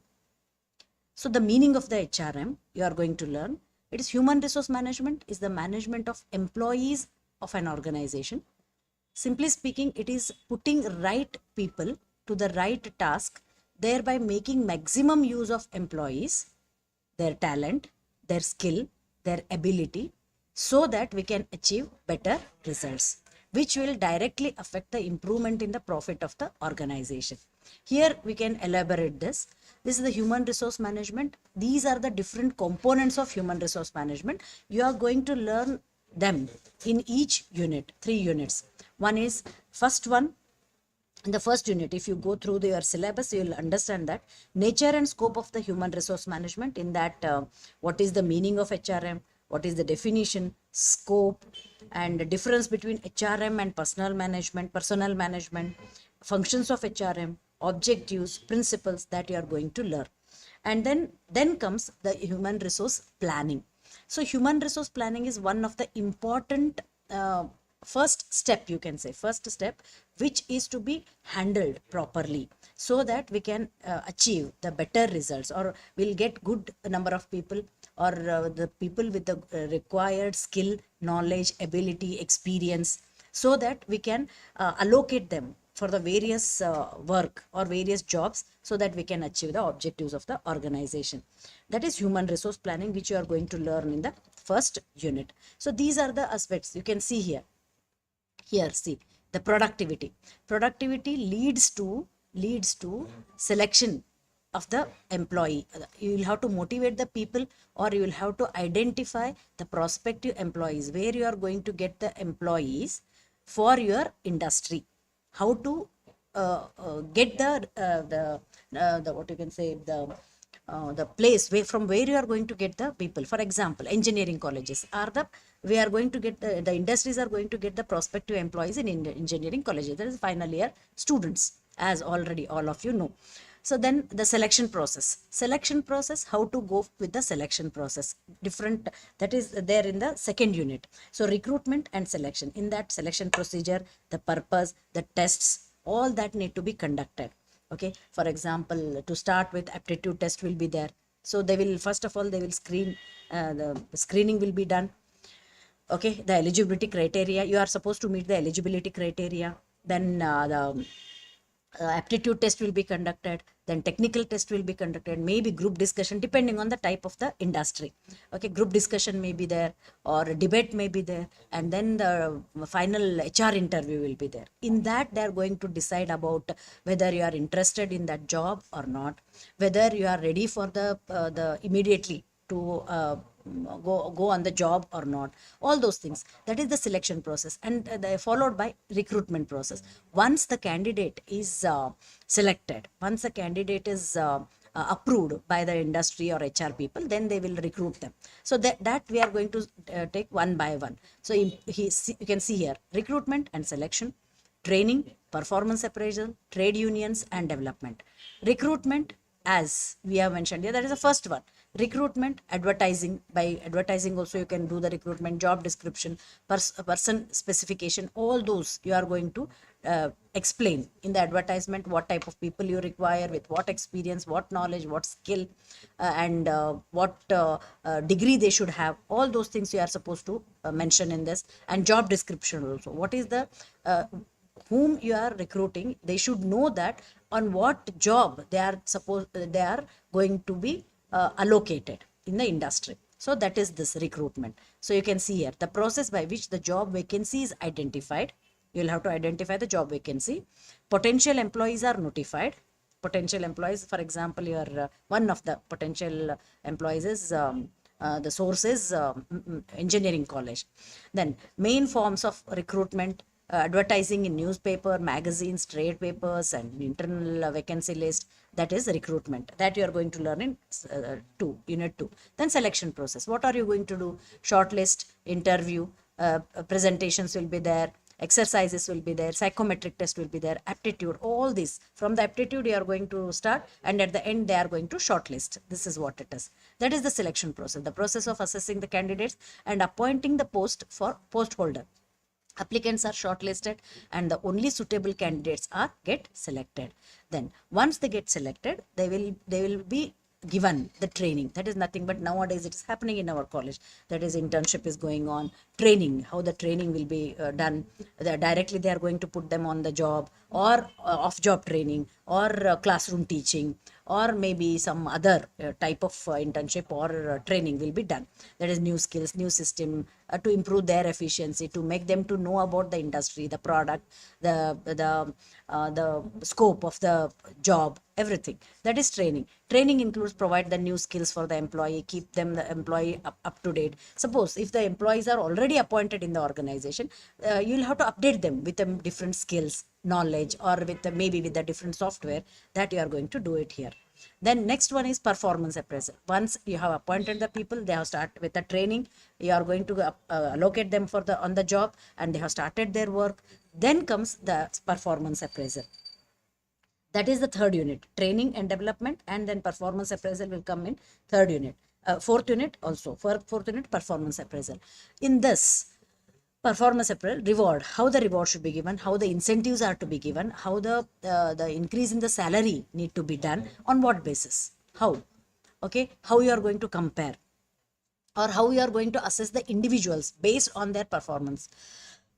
Without the performance, nobody will be going to get rewarded. So that is very, very important, how the benefits, so that the workers, the employee will be happy and motivated, so that he can do better job in a better way, so that we can achieve better results, so that the productivity of the organization and the profit of the organization may improve. So that is the intention, that is the objective. Then performance appraisal, the system of pay and benefits used by the firm to reward the workers. HRM encourages the people working in an organization to work according to their potential and gives them suggestions to bring out improvement in the process or improvement in themselves. How to improve themselves, how to improve the way of doing the work, how to improve the process, so that it will, the whole organization will get benefited, so that we can achieve the organizational goals. This is what it is.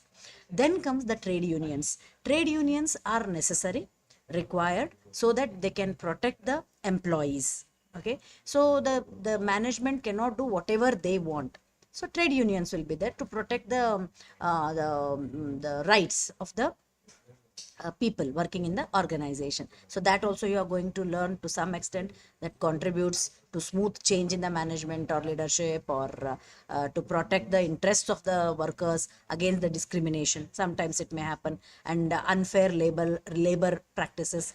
Okay, some labor laws will be there, so the people should, the organization should follow the labor laws. Okay, so that need to be done. Then comes the development. Development is also very equally important. So the opportunities, promotion, and personal development, and continuing the professional development, all these are the aspects which come under development. Development of whom? Development of the people, those who are working in the organization. So it includes management also. It includes the people working in the below the management, or the what you can say, middle management, or the workers, or whoever it may be. Developing the employee can regarded or as investing the valuable asset. Development of the workers, those who are working in the organization, by giving them the proper training or updating them with a new softwares or skill or anything. So that will lead to career enhancement. That definitely that will help to improve their skills, which in turn they are going to apply in the organization. Definitely it is going to affect.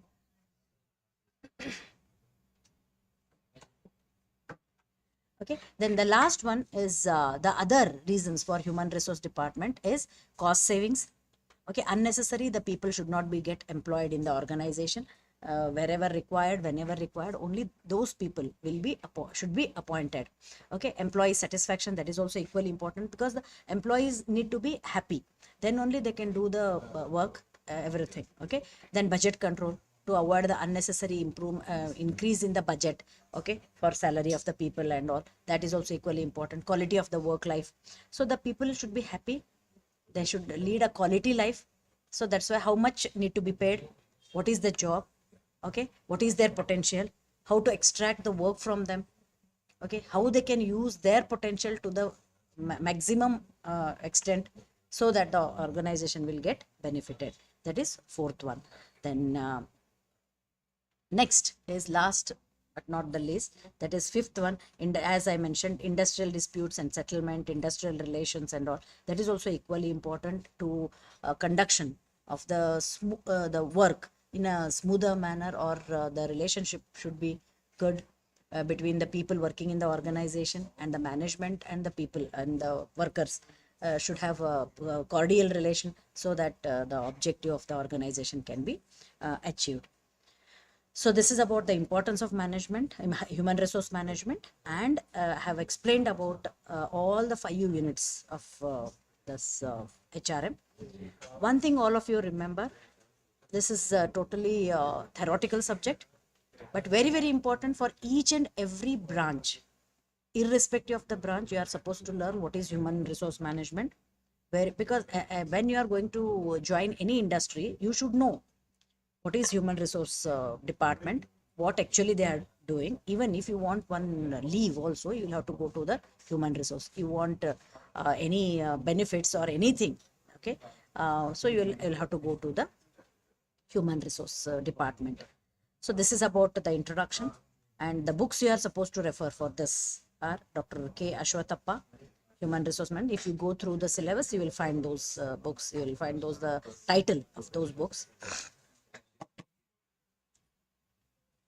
Then you can see Robbins by Personal and Human Resource Management, Arun Monappa, and Casio, and Snell is also very good book, so which you can refer for your studies. And it is of course, if you learn it properly, it is an easy subject, I can say. Yeah, easily you can score also.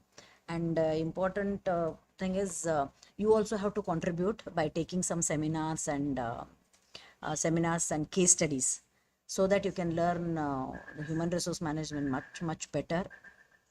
And those who are interested in going for MBA or higher studies, okay, definitely you will have to opt it. And I am offering this. So this is about the importance, the syllabus, and as all of you know, as my colleagues have already mentioned about the scheme, the CIE marks and all those things already mentioned. It is there in the syllabus. There is no need of repeating it. So this is about the importance and the syllabus of human resource management. Thank you very much.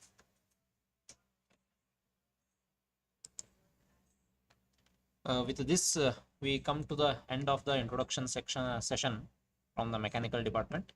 So as we have already told, there are 4 electives. Students need to choose any one elective from these 4. For any queries regarding the subject, you can visit the mechanical department anytime and contact the professors and get clarify your doubts. Thank you.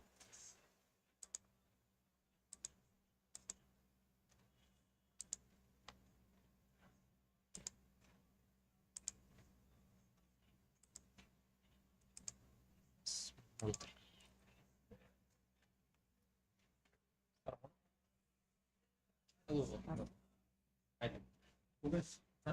Okay.